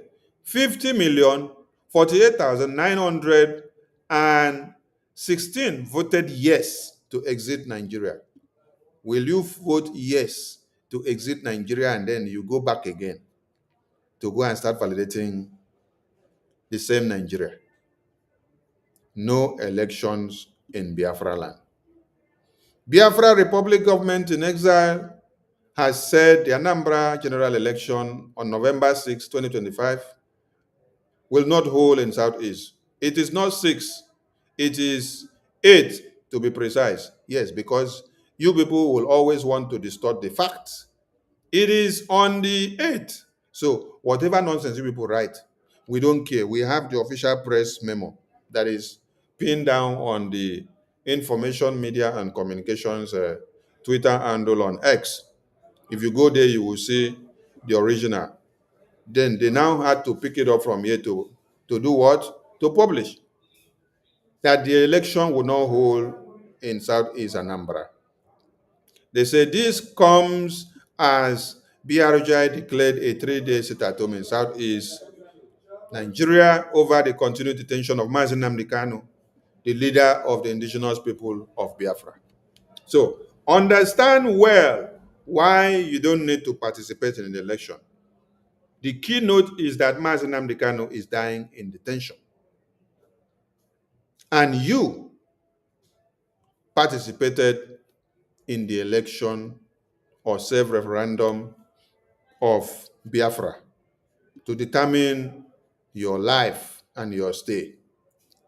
They wrote, BRGI in a statement on Wednesday by Acting Prime Minister Kinkere said the sit-at-home will hold on 6, 7, and 8, 2025 respectively. This comes as the pro-Biafra agitator vowed that the governorship election will not hold in Anambra State in November 6. They are quoting 6 when they know that it is 8. Nigeria media, they can twist publications. BRGI noted that Biafrans remain resolute on their exit from Nigeria. According to the pro-Biafra agitator, it based its decision on the Nigerian Securities Agency's denial of Mazen Nnamdi Kanu's access to medical attention and the imprisonment of its Prime Minister, Simon Ekpa, in Finland. Now, I want all those people that say that Sonny is working to sabotage and to backstab Simon Ekpa, that Okenkere is working to sabotage and to backstab Simon Ekpa, that BRGI cabinet, no, they don't even go that far. They don't go far, because I saw the nonsense that Emma and Chioma and their nonsense group wrote. It is Sonny's name and Okenkere name that they use. They say Sonny and Okenkere are working to backstab Simon Ekpa. I laugh. I am asking these individuals, it is the same Sonny and Okenkere that you say are working to backstab Simon Ekpa, that are carrying Simon Ekpa's name on every publication, that are carrying Simon Ekpa's name on everything that they are doing. It is the same Sonny Anoke Nkere that is carrying Simon Ekpa's name to Washington, D.C., Washington, D.C., calling on American government to sanction these people for kidnapping Mazi Nnamdi Kanu and imprisoning the same Simon Ekpa that you people say, I am working to backstab.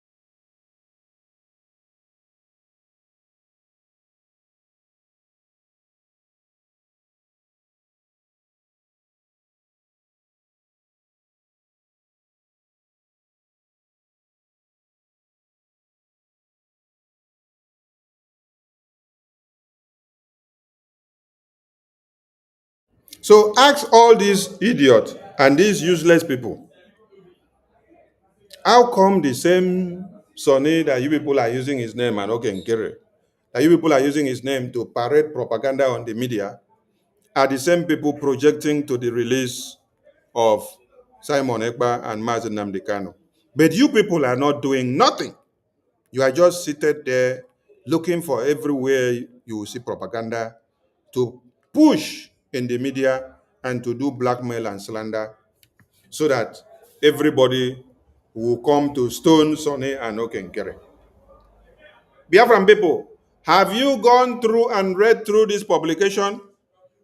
According to the pro-Biafra agitator, it based the decision on the Nigerian Securities Agency's denial of Mazi Nnamdi Kanu's access to medical attention and the imprisonment of its Prime Minister, Simon Ekpa, in Finland.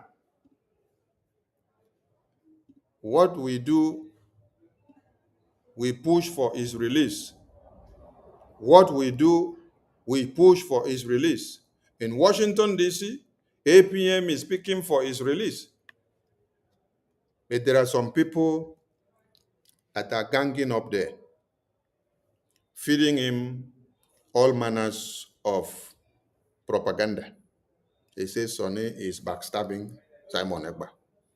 They say Okenkere and Sonny are backstabbing Simon Ekpa. They wrote a memo, one very long memo by Emma and Choma and all their groups.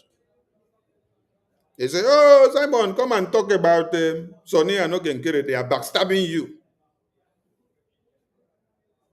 It is the same Okenkere and Sonny that is talking on behalf of the release of these same leaders that we have here. Anyway, that is just to send a message to those useless people. BRJ commended the United States of America, President Trump, for declaring Nigeria a country with particular concerns over alleged Christian genocide. It noted that the next move is for the U.S. under President Trump to sanction the Nigerian government leaders. Yes, and it must happen. It is on the way. The Biafra Republic government in exile wishes to remind all Biafrans and Nigerian politicians parading themselves in old Anambra that the Biafra de facto government in the homeland of Biafra had issued no elections in Nigeria, in Anambra, of lockdown on 6, 7, 8, and 9 of November 2025. You see, when you're reading publications from Nigerian media, at times it could choke you, you could laugh. What do Nigerian media houses means by no elections in Nigeria, in Anambra? No elections of Anambra, no elections of Nigeria in Anambra, and you're saying in Nigeria. Okay. All the ego. These are cut and join and quack media house publishers that publish nonsense. Mazi Nnamdi Kanu, leader of Biafra, was kidnapped in Kenya and dying in DSS detention as they denied him access to medical facilities because Biafrans had voted to exit Nigeria and unanimously declared their independence on 2nd December 2024 in Lati, Finland. And Prime Minister Simon Ekpa has been imprisoned by Finland through the effort of Igbo politicians working with the Nigerian government and the European Commission. So any attempt to conduct this illegality in Biafran territory will meet a brick wall from the Biafran people. A message that these foolish slave governors, senators and leaders of Southeast in Nigeria working for Islamic Jihad proscribed indigenous people of Biafra are seeking independence as a terrorist organization. Oh my God, look at what Nigerian media are writing. Jay, the message here is that these foolish slave governors and senators and leaders of Southeast working for Nigeria Islamic Jihad, that they proscribe the indigenous people of Biafra who are seeking for independence. They describe us a terrorist organization, while they clap for Boko Haram as they carry out genocide on Christians. And then the federal government pays them daily. So now, if the American lawmakers and President Donald Trump could place importance on our lives in the southern part or in the southeastern part of Nigeria, the Biafra territory, by listening to our pleas in Washington, D.C., through our lobbying effort of BRGI, by finally applying sanctions and measures against the Nigerian Islamic State. Yet, our own corrupt politicians, for their personal family pocket, cares less, which means we have to send them out to join the Boko Haram sect in Sambisa forest. So tell me why you should be having union and elections with these terrorist groups that call themselves governors and ministers if they do not care about your lives, but yet they clap for the Boko Haram terrorists. They don't care about the genocide carried out against the indigenous people and the Christians, especially in Biafra land. But they are happy when they see Boko Haram terrorists kill you. So we need to send them to Sambisa forest to go and partake their communion, yes, with the Boko Haram terrorists there, since they are alikes. They enjoy and love what Boko Harams are doing, and they don't enjoy or love the emergence of Biafra independence. 50,48,916 numbers of Biafrans voted yes to exit Nigeria in a 2024 concluded self-referendum. And 517 delegates ratified the Declaration of Independence Restoration of Biafra on 2nd December 2024. We are going forward and not backwards. And there will be no Nigerian elections in Anambra because this is Biafra territory. Are they getting the message? The Biafra Republic government in exile and de facto in the homeland hereby appreciate President Trump and the U.S. lawmakers for designating Nigeria as a country of particular concern. This is just the beginning of the steps to wiping out the terrorists. More are coming to Nigerian government officials working to kill entire Christians and Biafrans. And we have achieved our first mandate in Washington, D.C. And the next step is to sanction and ban all politicians involved in the forceful disappearances, massacres, genocide, and also kidnapping of Mazi Nnamdi Kanu. Kidnapping Mazi Nnamdi Kanu can't stop Biafra.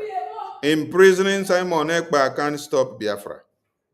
As Nigeria can see now, that BRGI is gaining more momentum than before, and that the sky is our limit on Biafra independence.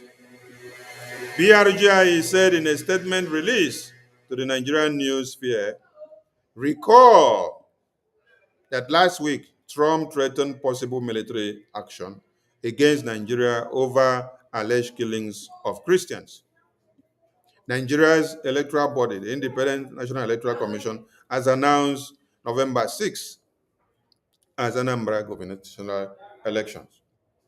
Now, do you now understand why we say no elections in Anambra? Do you now understand it? Okay.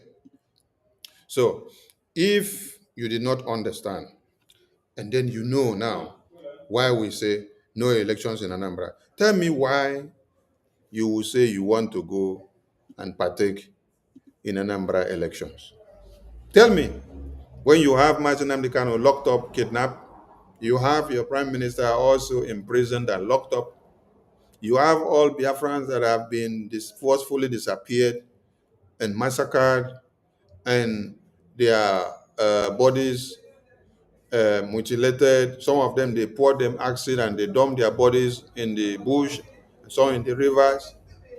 Their hands were tied to the back. And then you are shouting, one Nigeria, one Nigeria. Have you been cursed, or is there something wrong? Wake up and know that your freedom is in your hands. Now, we need to ask a very simple question. How many leaders in this world have woken up, or how many leaders woke up to sanction Nigeria for you because of all the massacres that have happened in your families for years? The massacre of Christians by these terrorists did not start today. Way back 2002, it was coming small, till in 2012, Oyendo said, oh, he has to start speaking again after they had betrayed Owazirike by our Nigerian politicians who are working for them. I'm asking a very simple question. Some of you were shouting, Emma Accountability Group and Choma and all their groups. They told all of you that you don't need a lobbyist. Yes, they said you don't need a lobbyist to do anything, that you should forget the lobbyist. But when they are calling and going to talk heel against BRGIA now, when they are going to tell PM that since we have not allowed them to destroy Biafra, that because of that now, that we are backstabbing them. They don't go and tell him that they said we should not use the lobby that he inaugurated and presented to Biafran people. They did not go and tell him that they said that the lobbies are useless and they will not offer anything, and they have never offered anything. They did not also go and tell him that these same people said, oh, you don't need lobbies, and you don't even need America anymore. Oh, you need to go to Russia. Forget America, let us go to Russia. Then we ask them, where is your road to Russia and where is your step? Oh, when we get there, we will start. But they don't have any plan. They don't have any clue. They don't have any lobbies that they have put in place. They have not even stepped into Russia. They are just there talking. Abandon America, let us go to Russia. I am asking you all now. America spoke against Russia's decision in the United Nations Security Council. And what America said, stand, because of their veto power. Russia took part when they voted a one-world government, a one-world currency, a one-world decision, a one-world, everything, one world, which will work for these terrorists.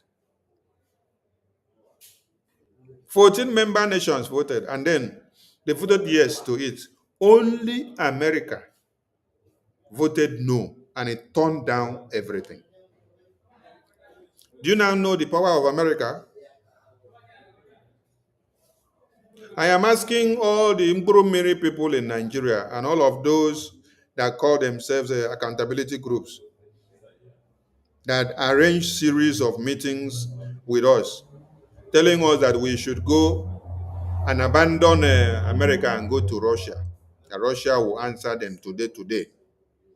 And we were asking them, if they answer you, why haven't you gone there? Must you come and drag us in? Go now. Go and meet the Russia. I am asking you now. Christians have been massacred in Nigeria since 2002. And in 2009 or thereabout, that was when Donald Trump dragged them back to the list of countries of particular concern. And when Joe Biden came to power, he removed them again. Immediately after Mazi Nnamdi Kanu was kidnapped by the same Nigerian government. So I am asking all of you, show me any of the countries or all the countries or all the world leaders that have hammered Nigeria with sanctions because of killing you since 2002. Show me one, show me Russia, show me records of Russia hammering Nigeria with sanctions since 2002 or since 2015 or since 2009 or since 2005. I want to see sanctions that Russia hammered Nigeria. Yes, I want to see it. Because some of you hate progress. You hate to see that people that have nobody to speak for them are being spoken for. People that have no hope now see hope. BRJ fought so hard to see that everybody now have hope. That CPC that we were looking for a long time ago, it has happened. Now, let us come back to another rationale. Did somebody say my sound is not coming out? Eukarya, in Wanyao, you said my voice is not coming out. Please, every other person should let me know on the comment section if my voice is coming out, so that we know whether Eukarya is using a Chinese phone that is having a microphone defection problem. Please, if you can hear me in the comment section, or if you cannot hear me, type, let me know. If you can hear me, if you cannot hear me, type on the comment section and let me know, please. Because Eukarya said she cannot hear me. So we want to know whether Eukarya is using a Chinese phone that has defection problem on the microphone. Please, those that are listening, if you can hear me, please let me know if my voice is coming out, so that we can find maybe a Samsung phone or a Redmi phone or a good Techno phone or Oppo phone or maybe an iPhone to Eukarya. Okay, Eukarya. Eukarya, how many people now have said they are hearing my voice and it's coming out very well? So Eukarya, please. Eukarya, let me show how many people have said they can hear my voice. Alpha Don said they can hear my voice. Tekwolo said he can hear my voice. Kachi said he can hear my voice. Dalinji said he can hear my voice. Emmanuel said he can hear my voice. In the secret say he can hear my voice. Chimeka said he can hear my voice. Gerald said he can hear my voice. Daniel said he can hear my voice. Emmanuel said he can hear my voice. Emeka Maduka said he can hear my voice. Wisdom can hear my voice. Kachi again can hear my voice. Fortune again can hear my voice. So please, Okay, you carry now and confess. And I see what you carry do. Now, Emeka Ono says, can hear my voice. Angelo Kutere say, can hear my voice. Make una come say you carry out. You carry now, don't come back and say, yes, I can hear now. So you carry out, you don't want to get a phone. We want to buy you a new phone and then you're running to say, you are okay now. We want to change your phone for you.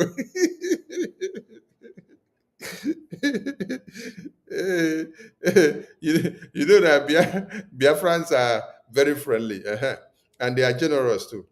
So they have already opted to give you a new phone, and then you come back to say your phone is okay now. Anyway, all right now, if you say you can hear, many people are still writing that they can hear. So thank you so much, Eukaria. Let us come back because we hear many people say, "Oh, America will not give us recognition. America will not give us this. America will not give us that." We are asking a very simple question. All of you have been massacred by these terrorists since 2002. I want to see the list of a country or nation or continent that has spoken up against the massacre of Christians in Nigeria since 2002. I want to see one name of a publication from one country that has sanctioned Nigeria before, since 2002 to this very day, and say they are sanctioning them because of the massacre of Christians or Biafrans. Please, can somebody produce me the name of only one country?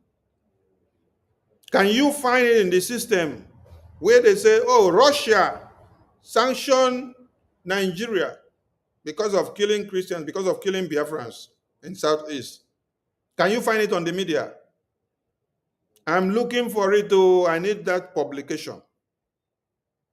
I am looking for it because I can't phantom the idiosyncrasy in some of you. Yes, that is why I look into the media. I see as some of you are making noise and crying because of Donald Trump's sanction on Nigeria. I just laugh. I say, who gave birth to some of you?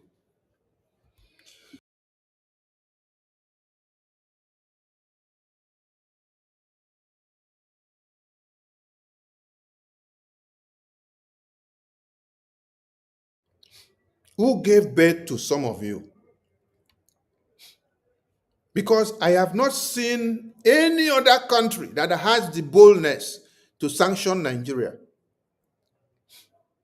All the countries in this world, what they look at is their interests from Nigeria. They don't look at what Nigeria is doing to their citizens. America is the only country that I know that have been pumping their money into Nigeria to help the people of Nigeria. They have been pumping their money. When you heard of the USAID, the fund that the US rep said this also amount of funds that the USAID sent to Nigeria, that the fund was diverted into the hands of Boko Haram. And they use it to do what? To buy weapons to kill the indigenous people. Who diverted those funds into their hands? Many of you twisted the fact when the story came out. The funds were diverted into Boko Haram hands to use for weapons by who? It is by the administration of Nigeria. Administration of Nigeria. Now, what did the American government think of before they were sending that USAID aid to you, they were sending that US aid to you, who they see you are living in a deplorable condition. You're living in a place that is not okay, so they are trying to change your life. And they are sending that money as aid that is supposed to be distributed evenly in Nigeria and used to the well-being of all of you. But the federal government of Nigeria push that money to what? The Boko Haram terrorists, and they use it to buy weapons. Because the American government did not have so much distrust in you to know that they will send money for aid and then you people will use it for Boko Haram. That is why they did not even care to come and check until they decided to come and start checking to reveal and then follow up and see how this money is moved and what they are using it for. Then they found out how the Boko Haram are having the money to purchase all the weapons. That some of the money that they send to Nigerian government as aid for help, for humanitarian aid, that they are actually using the money to fund Boko Haram terrorists. Now, if this is the same American government that gave you their taxpayers' money as aid for humanitarian aid, have sat down and seen that you are using this money for Boko Haram terrorists to kill other people in Nigeria, tell me why American government don't have a right to come and use this big hammer on your head. Tell me why they don't have the right to use this big hammer on your head. Tell me why. Tell me why they don't have to use the big hammer on your head. Was it your money? No, it was American taxpayers' money. They just decided to do you a favor, and you misused their favor and then decided to use that same favor that they give to you to sponsor Boko Haram terrorists for the conquest agenda to come to be. Sorry. Now, why crying against the same American government who are actually asking for accountability of what they gave the money for, which you are not delivering according to what they said? And now we have helped them to amplify the old case by exposing everything. Which country of this world has ever come to the aid of Christians or to the aid of Muslims that have been massacred by these terrorists in Nigeria?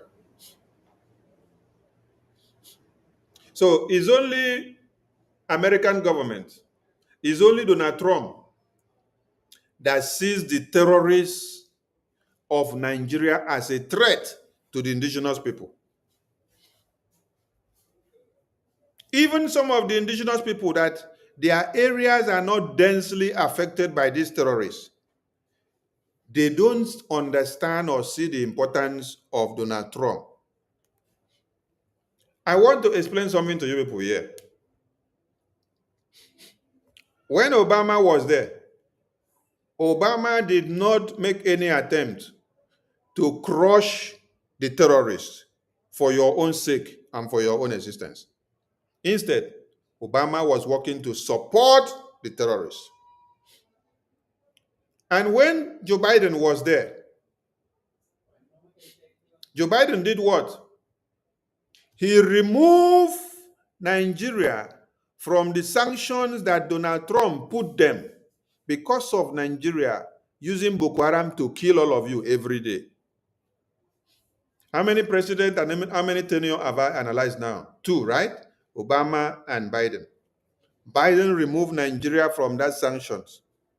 Even after the same Nigeria committed international kidnapping by going to Kenya to kidnap Mazi Nnamdi Kanu, international crime, Biden removed Nigeria from that list of sanctions after they committed international kidnap.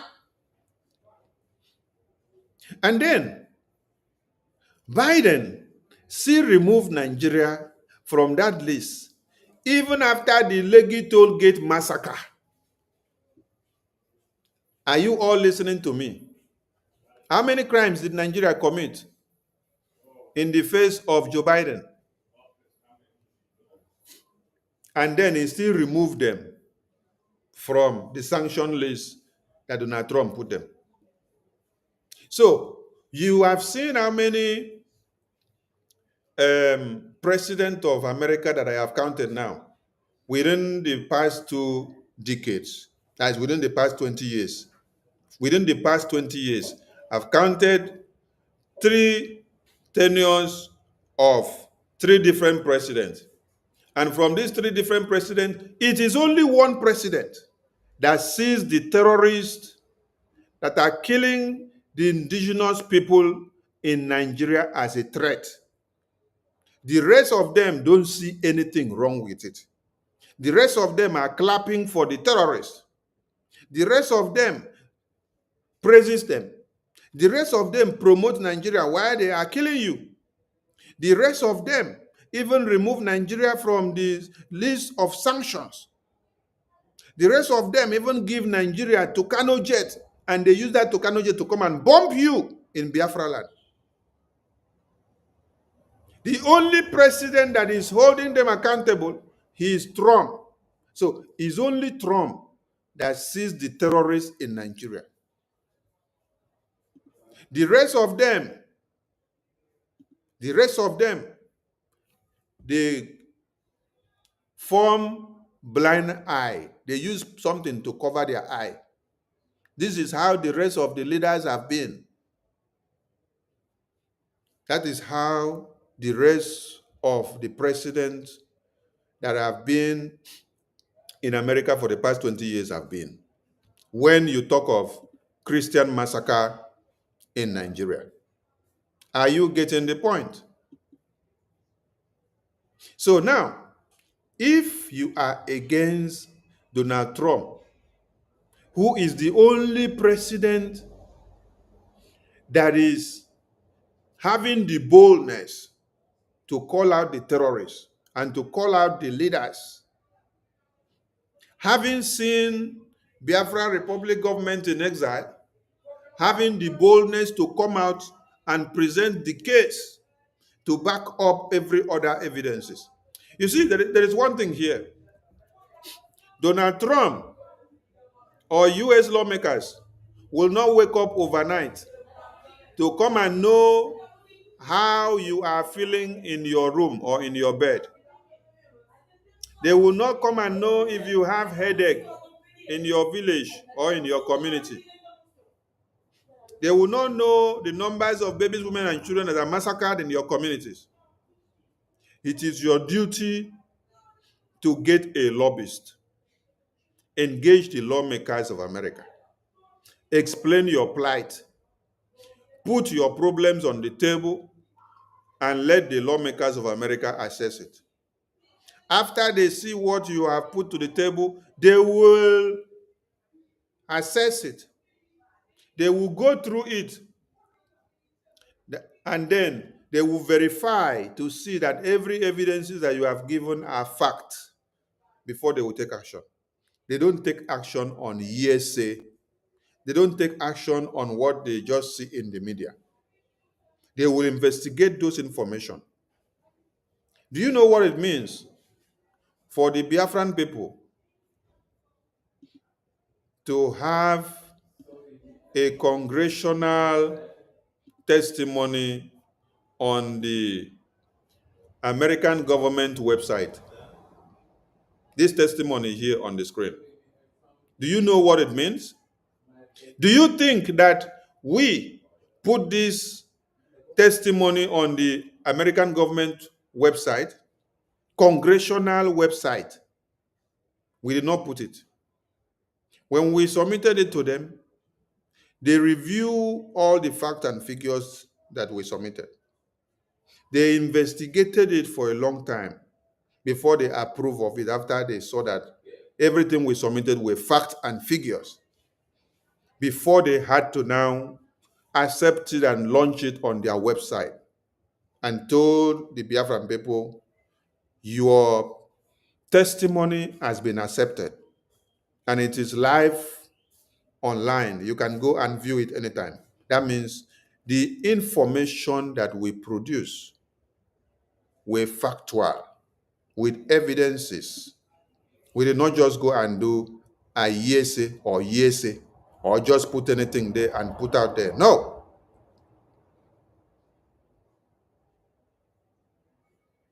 So when you see Donald Trump and American government acting, the lawmakers, they act based on your proactiveness.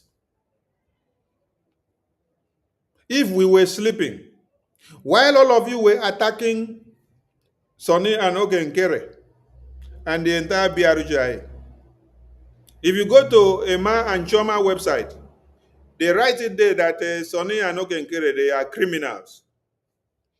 That they fake website, they fake this, they fake this, they steal this, they carry this and run away, this and that we are all criminals. They have expelled, they have expunged, they have deleted Sonny and deleted Ogenkere. If we were lily-livered, like many of you, while you write all this impersonation and blackmail and slander on our names, we would have been slacking behind. We wouldn't have been able to move forward and move ahead. We would have been dismayed by all the attack that you unleash on us. But your attack did not stop us because we have a vision and we have a focus. We were marching on that vision. We were marching on to where and what we have built. We were putting our eyes on the ball, on the rising sun. While all of you waste your time to write all manners of things about Sonny and Oke and put on your website that we are criminals and all, you are still doing the propaganda up to now. You can continue because it is useless people and jobless people that waste their times in gossip, blackmail, propaganda, and slander, and you have nothing to offer. Those that have something to offer are doing things, and you are seeing the result.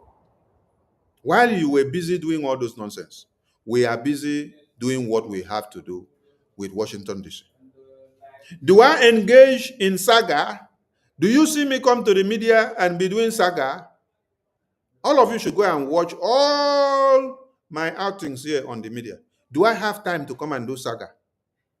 Do I have time to come and do saga? I don't have time for saga. When I come, I hit the fact and figures that after you listen to it and then you go back, you will have a rethink. I don't have time for saga. APM is busy, BRGI cabinet are busy working on something. We are cooking food for all of you to eat. When you eat, you push, you choke, then you come back crying. Results are coming out. So continue to cry. So the question still remains, which country or which leaders of the world or where or which publication do you have that Russia sanctioned Nigeria? I want to know. The only country that we have seen recently is Canada. Canada have taken it upon themselves to dig into every Nigerian terrorist politician that are coming in because they now know that Nigeria political parties are terrorist organizations. That the APC and the PDP, that they are the two major parties that are ruling Nigeria and they are terrorist organizations. It's only Canada that we have seen now. And Canada is holding them. You will see pastors and bishops and politicians. When they come, their files are open. Some of them, they run to come and seek asylum in Canada. And the Canadian government will open their file and tell them, look at you, look at you, look at you, we catch you. You are one of the terrorist organization members. It's only Canada that has just started doing that now. Now, which other country has sanctioned Nigeria like America and Donald Trump sanctions Nigeria today. There is no other country. So Emma Powerless and accountability group of Chioma, all of you people said we should abandon lobbies. We should also abandon Donald Trump. We should abandon America. We should follow you to Russia. You people that went to Russia and I never reached the Russia. You people say when I get connection for Russia and I never reached the Russia. When I never see deliver anything from the Russia up to now. And I see the Russia. I never deliver anything. But we don't deliver something from America with the lobbies under Donald Trump. And now he's coming to Nigeria to deal with the terrorists, with US Army. So it's only Donald Trump that sees the terrorists in Nigeria. Every other leaders don't see it because they don't have the balls. They don't have the ability to do so or pronounce it. But Donald Trump, Ezioku Bundu, he tells you the way it is. It doesn't matter who you are.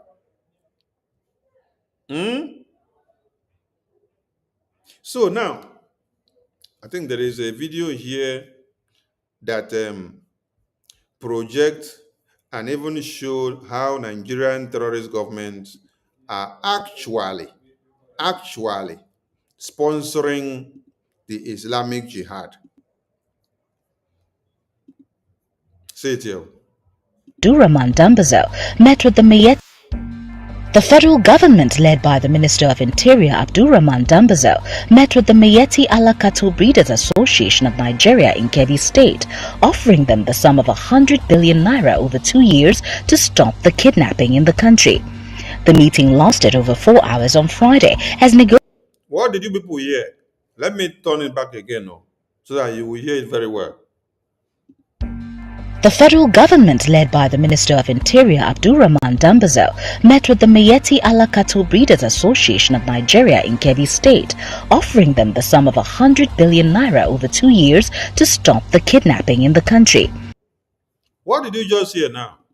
Federal government of Nigeria met with the terrorist organization of Nigeria and offered them 100 billion naira. 100 billion naira to do what?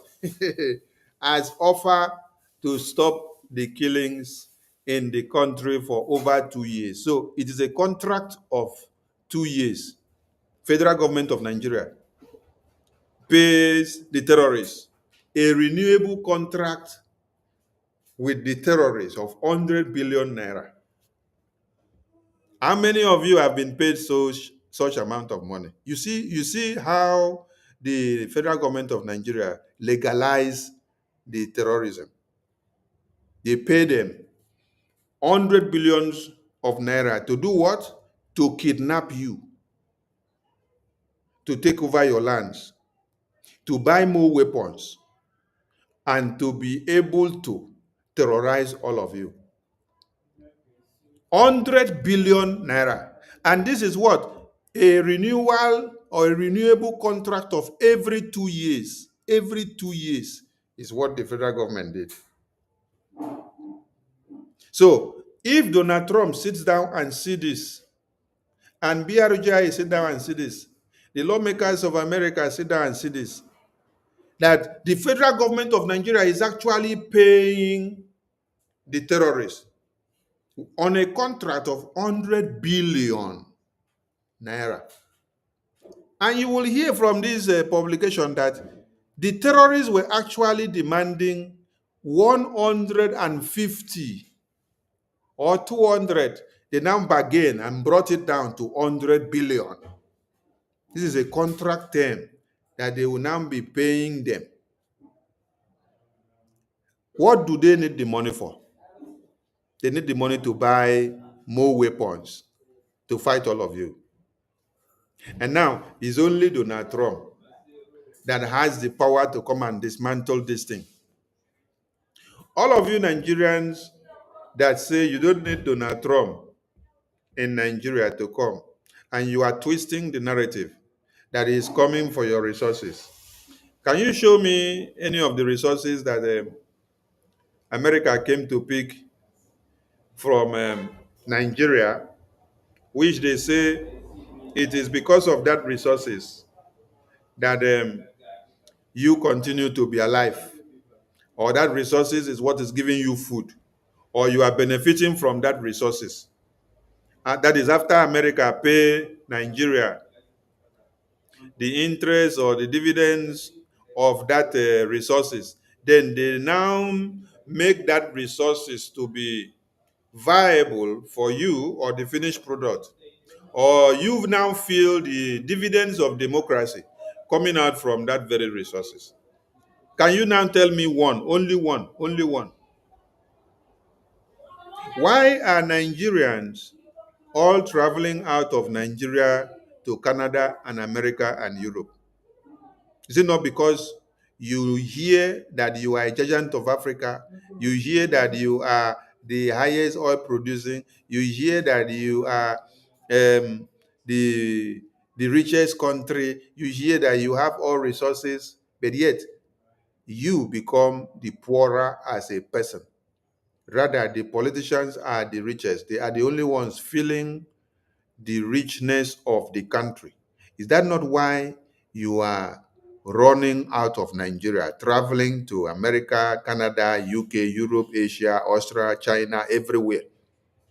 If you were feeling the dividends of democracy, if you were feeling just 1/10 of the money or the derivations that is coming out from the resources that is embedded in your land, will you be thinking of traveling out of Nigeria to go and live in another place? No, you will not be thinking.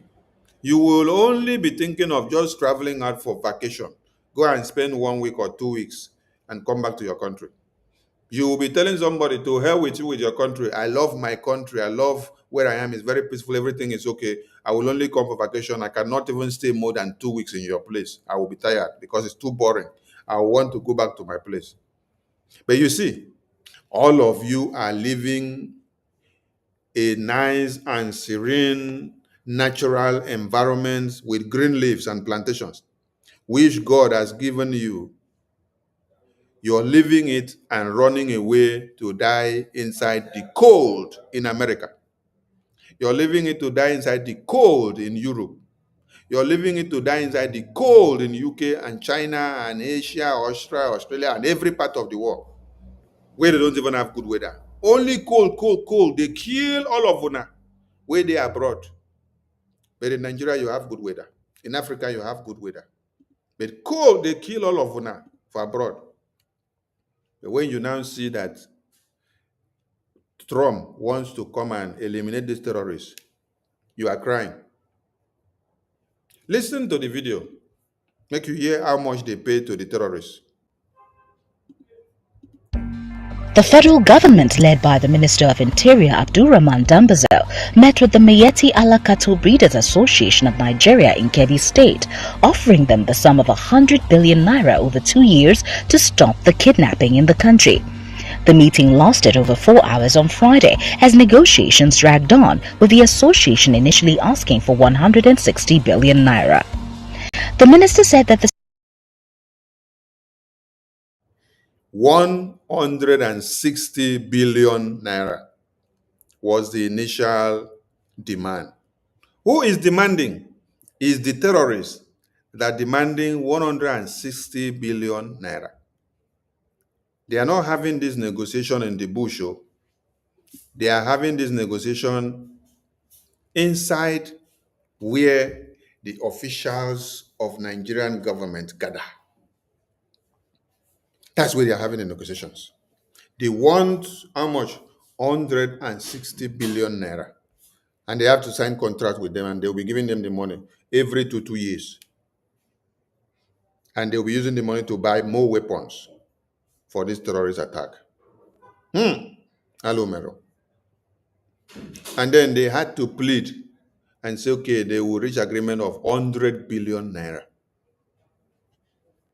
While all of you are shouting, what Nigeria? This Yochi. strategy was part of the steps needed to tackle insecurity in the country as prescribed by the Economic Community of West African States. They deceived you that that is the way to tackle insecurity and terrorism. I want to ask, is this how America tackled terrorists? Terrorists who have killed, raped babies, women, and children. Is this how America tackled terrorists? Is this how the Israelis targeted the terrorists that raped their women, babies, and children?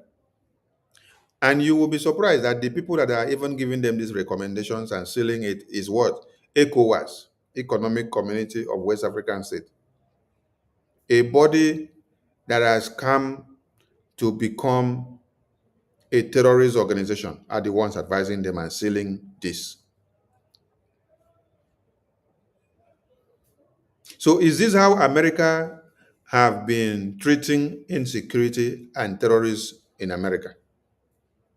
When whether one or two American citizens were captured by Boko Haram in Sambisa forest, American government, they send their snipers to that Boko Haram place and they rescued those two citizens and went back. Inside Nigeria,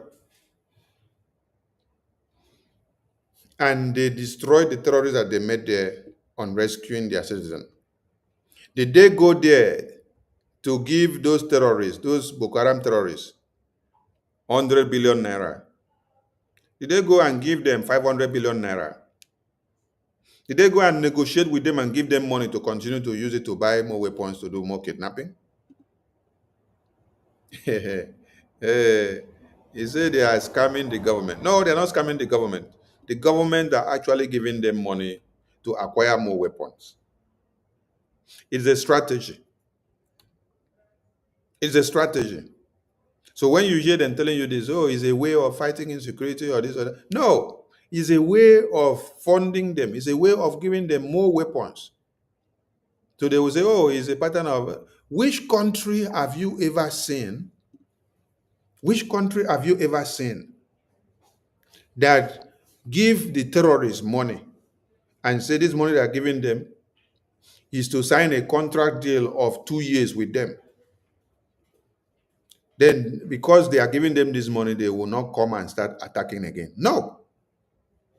Which country have you ever seen that? Is it that you're giving them the money for a plan of attack and then you're signing a contract with them for 2 years? A sovereign country? No.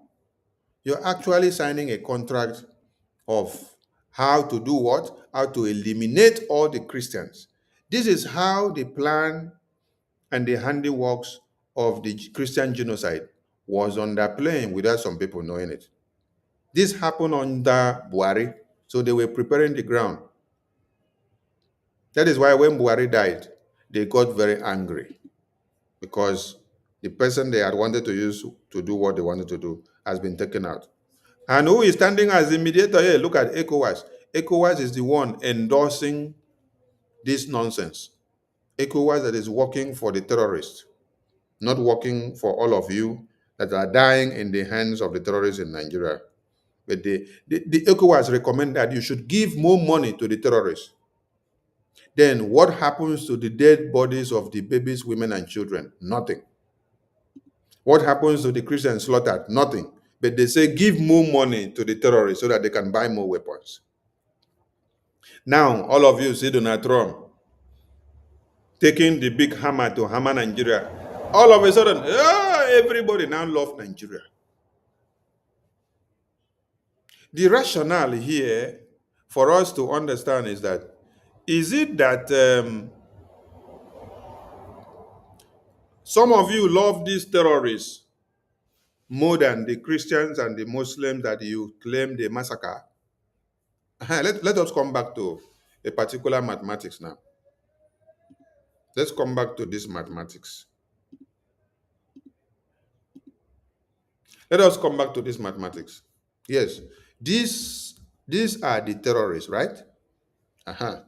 And some of you claim that these terrorists don't only massacre Christians, right? You say that these terrorists, they massacre Christians and they massacre Muslims, right? That is the narrative that many of you are pushing out there now. Because what made waves for the lawmakers of America to took cognizance with what is happening is the Christian genocide. But now many of you have come out now to say, oh, it is not Christian genocide, oh. It is Muslim and Christian genocide. Now, I want to ask you people a very simple question. And let us do a quantitative analysis. Let us come to a quantitative analysis here. This is the Boko Haram terrorists or the terrorists that are killing. Now you claim, we told you they are killing Christians predominantly. You say, no, they are killing Muslims. Okay, let us say Muslims are here and Christians are here. Christians are here, Muslims are here, right? Okay. Then these are the terrorists. So Trump is coming against the terrorists. And when Trump eliminates the terrorists will not kill Christians again. And the same terrorists will not kill Muslims again. Is it not so? With this hammer of Donald Trump, with this hammer of Donald Trump, by the time he uses this hammer, he will kill the terrorists. The terrorist is here. Yes. While you say the Christians are here and the Muslims are here. When Donald Trump uses this hammer on the terrorists here, that means he will end the killing of Christians here and Muslims here. Is that not so? Huh. So why are some of you now against Donald Trump killing these terrorists? I want to understand. Is it that you don't want the terrorists to stop killing the Christians and stop killing the Muslims anymore? I don't know if all of you understand my point. Please, if you understand my point, we need to see your opinion on the comment section. They said that the terrorists are here, right? With this flag. And they said the Christians are here, right? Under this Nigeria. And then the Muslims are here.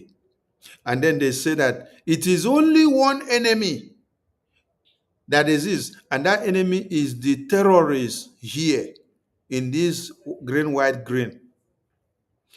Trump's work now is to see that he kills the terrorist domain, which is the green, white, green, so that the lives of Christians that are here and also here will be saved.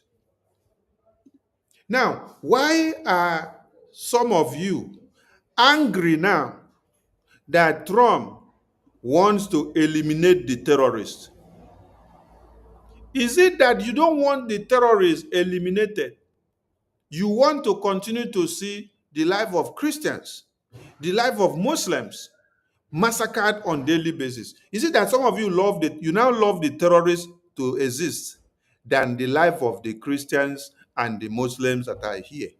Christians are here, Muslims are here. The only way these Christians and Muslims can be alive, as you said, it is Christians and Muslims. It is to eliminate the terrorists. Why are you now angry against Trump of coming to eliminate the terrorists to save the life of the Muslim and the Christians? Why are you now angry? Are you not happy? Okay, it be like say some people don't understand me. Wait, I'm going to look for a paper and put the paper on the screen. Yes, some people don't seem to understand my illustration. This illustration is very simple. This illustration is very simple because when you understand this illustration, you will not misunderstand anything. Let me see what I can do to this illustration here so that all of you will understand the illustration very well. When you understand this illustration very well, it will be very clear.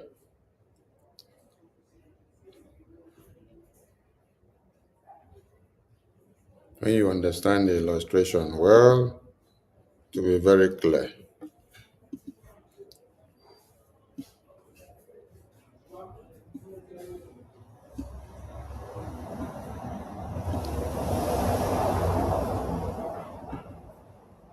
Okay, let me put this on the screen so that all of you now can understand me well. Let me see. Okay, you can see the screen now, right? Okay, the screen is open to everybody, right? Now, here is the terrorist. Let me write it here. Here you have the terrorist.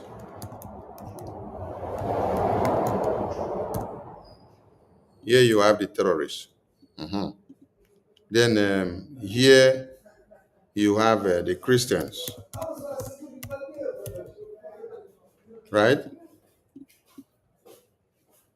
Then here you have the Muslims, as they all claim now that it is Muslim and Christians. Okay. I believe my screen is coming out well. Okay, very good. So let us look at what is on the screen. Let's look at what is on the screen. Sorry.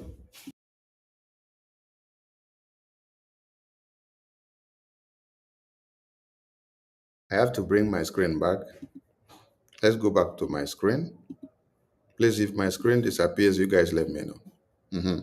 Here is my screen. Okay. And then on the screen, you have terrorists. And then you now have terrorists. Then you have Christians. You have Muslims. All right. And then they say that it is this terrorist that is killing Christians and killing Muslims, right? Okay, let me draw it here. They say the terrorists that they kill both Christians and Muslims. Abi? Okay. They kill Christians, they kill Muslims. The same terrorists. So now the question is, we are coming to Donald Trump. This is Donald Trump. Donald Trump now is standing here. Donald Trump is standing here now.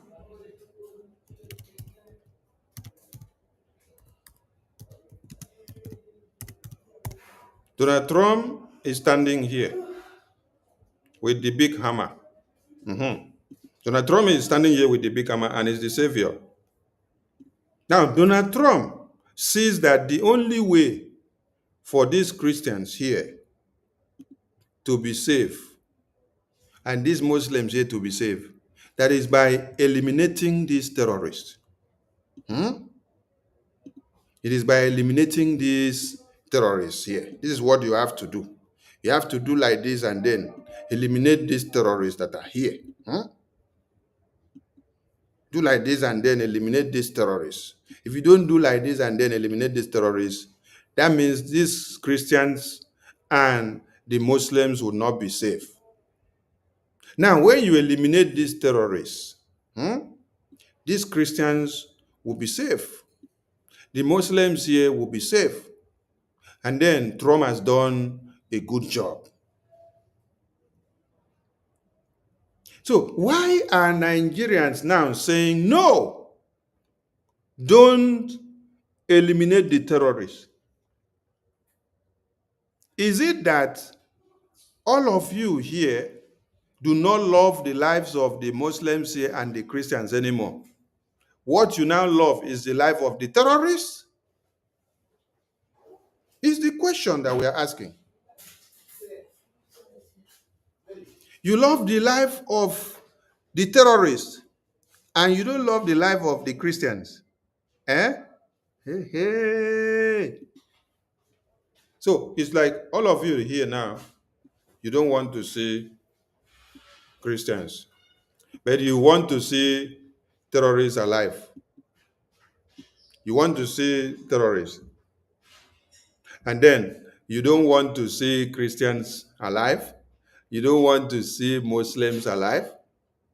And you don't want to see Donald Trump kill the terrorists. Can you understand what is happening here now? Can you understand what is happening here now? Because if you understand, I don't know why you should be fighting Trump, who is actually coming to do what? To eliminate these terrorists. By eliminating these terrorists, these two people here will be safe. But by the time you allow these terrorists to breed, these two people here will be eliminated.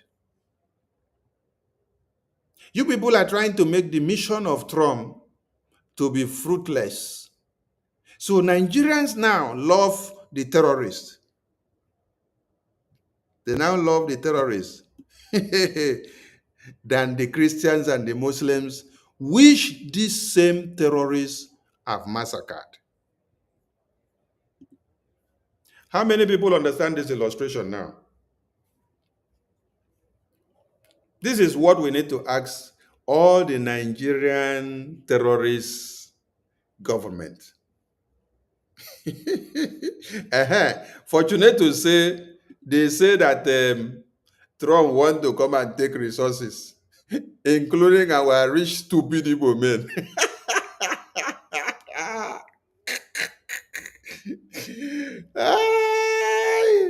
Oh my God. Jay, Alumeru. They say they want to come and take your resources, including our rich, stupid Igbo men. Jay, Nigerians want to see terrorists continue so that the terrorists will eliminate the Christians and the Muslims. So that's why they don't want the terrorists eliminated. Rather, they want the Muslims and the Christians to be eliminated by the terrorists.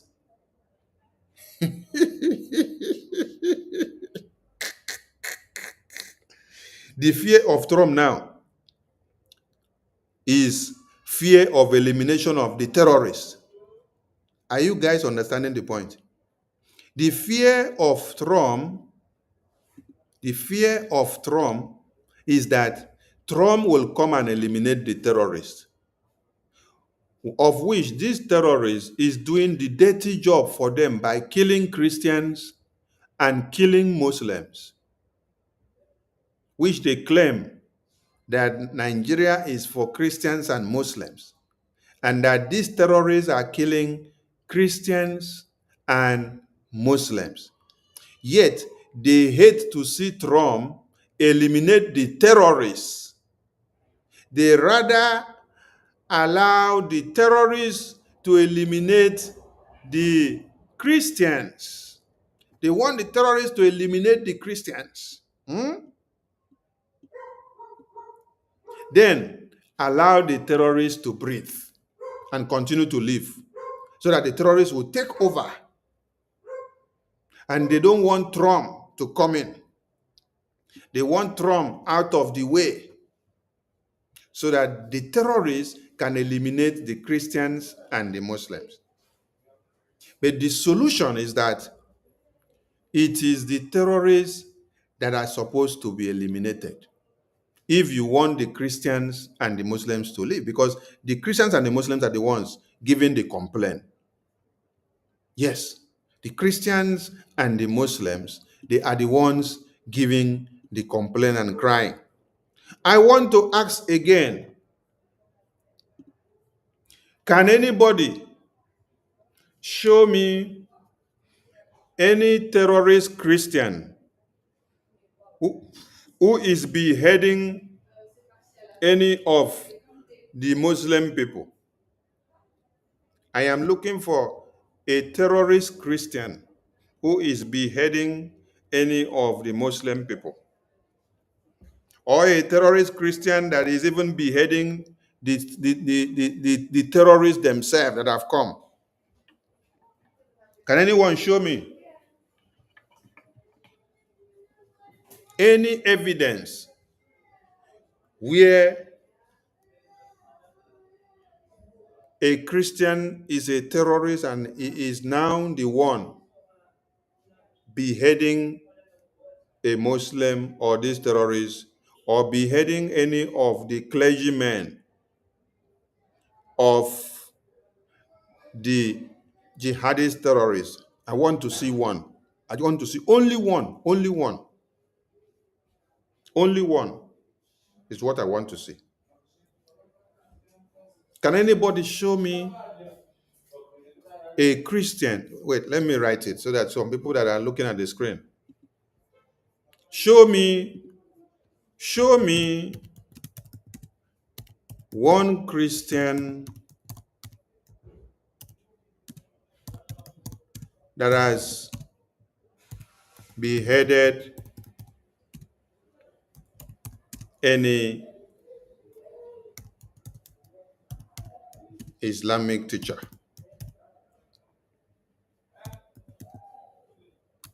Please, we want to see. We want to see any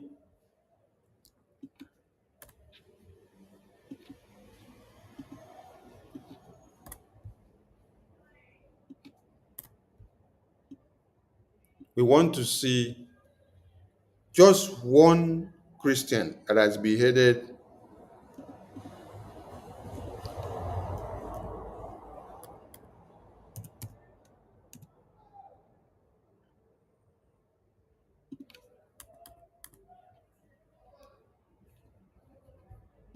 show me one, only one. Just one Christian that has beheaded any Islamic teacher.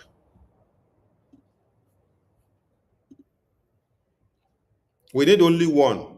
Only one is what we need.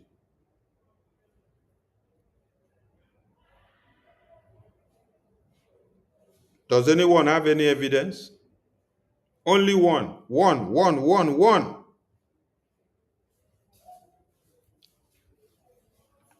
Now, having waited and checked and see that there is no evidence to prove for this very logic that I carried out here, and there is nobody that has any evidence of a Christian that is cutting off the head of any Islamic teacher. I want you all now to understand the reason why they say they don't want Donald Trump to eliminate the terrorists. I want you all to understand something here now. The reason why they don't want Trump to eliminate the terrorists, the reason why they don't want Trump to eliminate these terrorists here,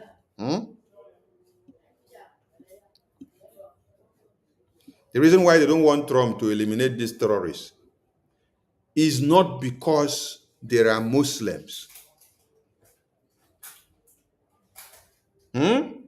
It's not because the genocide is for Muslim and Christians. It is because there is an agenda. There is an agenda here. So the massacre in Nigeria is not about Christians and Muslims that have been massacred. No, it is about an agenda. It is about an agenda, because if the people here that are protesting that, oh, Trump, don't massacre the terrorists, so Trump, don't touch the terrorists, so if they say, oh, because the massacre or the genocide in Nigeria is both Muslims and Christians, so why are you preventing Trump from eliminating the terrorists, which will stop total massacre and elimination of both the Christians and the Muslims in Nigeria, who you say are facing the same existential threat? So now you now understand something, that it is not about the Muslim are available or they massacre them also, or no, there is an agenda here. There is an agenda about these terrorists. The terrorists don't come in the name of, the thing affect Christian and affect Muslim. There is an agenda here. There is an agenda here. There is an agenda. There is an agenda here, because if the people of Nigeria say they have the interests of Christians and Muslims who are all in Nigeria and originate from Nigeria, if they say they have their interests at heart, they will be the first people to okay the elimination of these terrorists. But because they don't have the interests of the Christians here or the Muslims here at heart, there is an agenda here. There is an agenda here, and that agenda is the invasion and the takeover. So they should stop projecting that, oh, the genocide is about Christians and genocide and a Muslim. No. When we say it is Christian genocide, and they come out and say, no, it's not Christian genocide, it's Muslim and Christian genocide. So why are you not now after the interest of the Christians and Muslims? If you have the common interest of the Christians and Muslims, you should allow Trump to eliminate the one enemy that faces the Christians and the Muslims. Allow Donald Trump to eliminate the one common enemy of the Christians and the Muslims. But why are you now protecting the number one enemy of Christians and Muslims? Why? What is it about these terrorists that you love so much that you don't want them eliminated? There is something there. And that is why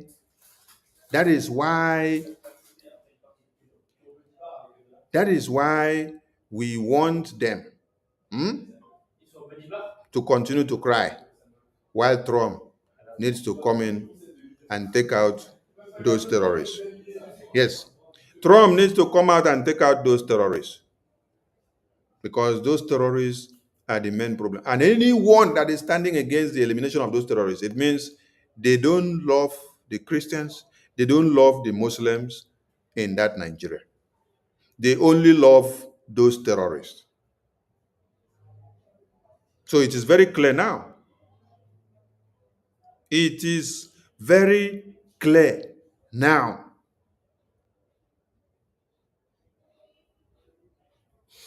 So wherever you see them, push them into the pit, because they are the real sympathizers of the terrorists and they don't love you. I salute all Biafrans, and tomorrow we want to open some of the publications where Biafra Republic governments are well alighted, so that you see how far and what we are going and what we've done. BBC of all people, they have decided to call the name of Biafra Republic government in exile. So see you all tomorrow, and thank all of you for logging in.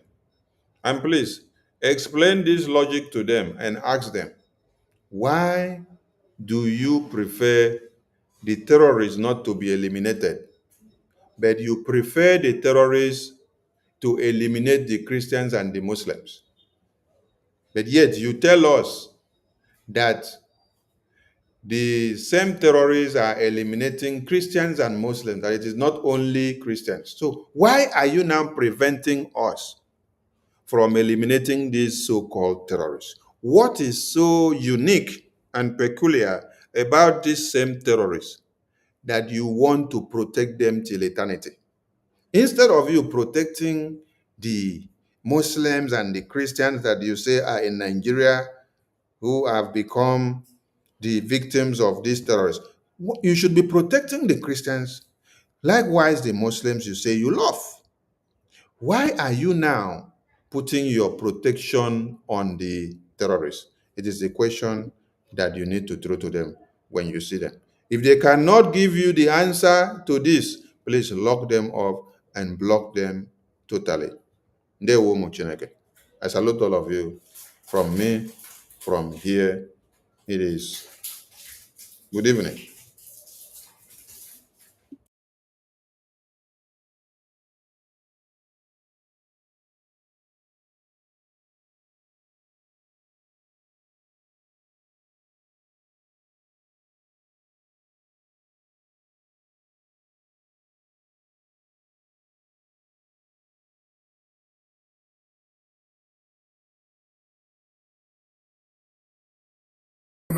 Because you're a traitor.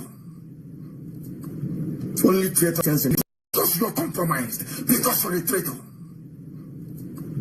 Only traitors are afraid of the truth. Trump asked me why I am killing Christians in Nigeria. Let me ask some of you, has the Pope ever been this brave to call Asorok and to say, why are you killing Christians? Has the Democratic Party in America been able to call and say, why are you killing Christians? Has the Archbishop of Canterbury been able to call? How about all the Pentecostal, mega Pentecostal pastors that come to the zoo, you go for their crusade, have they ever called? It's only Trump who said to the idiots they sent to him, why are you killing Christians? If you cannot love such a man, who are you going to love? Has Obama ever said such a thing before? Why are you killing Christians? No, he will never say it, because he is part and parcel of the problem. And tomorrow idiots will still say, why are you supporting Trump? Why do you support Trump? Your common sense cannot tell you that this man that confronted Jubril, when they sent Jubril to him, that said to Jubril, why are you killing Christians? Because if you present a squirrel to them as your president, they will accept. If you present a madman, a completely mad, if you bring a madman and say this is your president, of course they'll accept it. Any idiot sent to America, they will accept. Even if the idiot is wearing a mask, they will accept. Jubril went to America and Trump asked him this question. Which American president has ever done that before? Did the British Prime Minister do it? Why didn't they say, Theresa May called me and asked me, or David Cameron, or Boris Johnson? No, it's only in the whole world, only Trump is concerned for the dying Christian niggers you have in the zoo. And that is the man people say is a racist. Those who are not racist, those who claim they love you, you are being slaughtered. They cannot ask after you. It is a man you claim is a racist that is asking after you. Do you see how foolish black people are? They bring out their sentimental mumbo-jumbo crap. Rubbish. Every time you tell them the truth, they can never ever absorb and assimilate that very truth and do something with it. Never in their lives. They prefer lies. That is why I like Trump. He tells you the truth the way he sees it. He doesn't give a damn how you're going to feel. That is inconsequential to him. What matters is the truth. And that truth has been spoken. If not that this idiot opened his mouth to say it, will you understand the amount of work that people are doing in Washington to try to highlight the plight of dying Christians in the zoo? All your pastors are concerned about is who insulted who and how much tithe you're going to pay. Your pastors see you the same way that the Fulani see you. They know you are foolish. Your pastors understand how foolish all of you are. That is why they treat you the way they treat you. And the Fulanis understand how hopeless and crazy we are. That is why they treat us the way they treat us. That is why they can kill you and talk about unity. Because that's not telling you, they're telling you, oh, let's remain united. Oh, one united Nigeria. We intermarry. We know each other. You have your chemist shop in Bauchi. You have another chemist shop in Brandon Kebbi. You are selling spare parts in Kaduna. Can you imagine such rubbish? You are killing me. When I ask you to stop killing me, you tell me, oh, don't worry. Think of the things that unites us together. They know we are hopeless. We are sentimental fools. We are always very emotional. We are not cold and rational. Always emotion. Always allowing our, should I say, nonsensical mentality. That is why we are poor. Let me tell you something. If you want to seriously change your life for good, sit down and ask yourself the following questions. Why are black people poor? Why is it that no African country can manufacture an aeroplane? I mean manufacture, not assemble.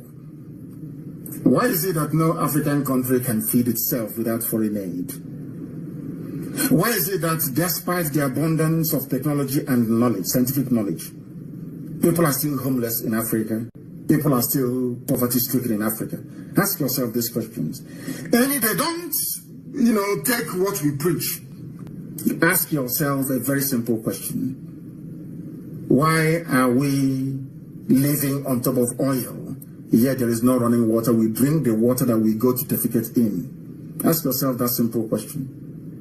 Why do we have oil pollution in our land when Shell and other people, RG and Halliburton, who are extracting oil from our land, there is no oil spillage in their own country? There is no pollution, no environmental degradation. Any day you answer those questions, believe me, you will change. If you fail to ask yourselves those questions, then you are finished. A black man is the worst creation on this very earth. I say it without apology to any idiot. The most useless thing God ever created is the brain of a black man. They don't reason very well. Trump is fighting for you. You have not fought for yourself before. You have never ever before called Asurok to say, why are you killing Christians? But you can open your useless nigger mouth, your useless black nigger idiotic mouth to disparage Trump because you are foolish and very, very hopeless. And that is why Fulani are messing with you. All of it. And where they leave off, your useless pastors will round it up for you. They protested against fuel hike during Jonathan's regime because Jonathan was a gentleman. Where are those pastors today? If you can do it under Jonathan and not under this President Janjaweed Fulani Caliphate regime of terrorism, that means you're a hypocrite. The Bible calls you a hypocrite. If you're a pastor that protested under Jonathan, you came out on the streets and you cannot do something now, you are a hypocrite. And if you're a hypocrite, you cannot be the servant of God. It's impossible. These are the things you need to know. Where are all the idiots that told you that they can see in the future? That Bukhari is good for you. Where are the idiots now, I ask you? All the idiots with the Bible, where are those fools now, I ask you? Do you see how God disgraced all of them? To say your prophecy is not from me. All that nonsense, all these stupid people, all these idiotic, these children of perdition that we are predicting about how Buhari is going to bring glory days back. Where are those fools now? But you being a black idiot that you are, tomorrow when they call you, you go to the adoration ground. Tomorrow when they call you, you go to their huge dome. And you give them your tithes, your offering, you plant, you sow, you water the seed. Because you are black. Because you are unreasonable. Because you are foolish. They came out to protest under Jonathan. Yes?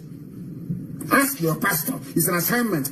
On Sunday, all of you, or those of you that go to church, ask them, Pastor, Super Pastor, why was it that under Jonathan you came out to protest, sir? You called him Daddy Gio. Daddy Gio, how come under Jonathan all of you came out to protest? Daddy, why don't you go and protest now? He will not go because he's a hypocrite. He's a child of Lucifer. Your people don't want to hear the truth. The problem with black people is that you don't want to hear the truth. You don't like it. But as the scriptures made us to understand, that truth will set you free.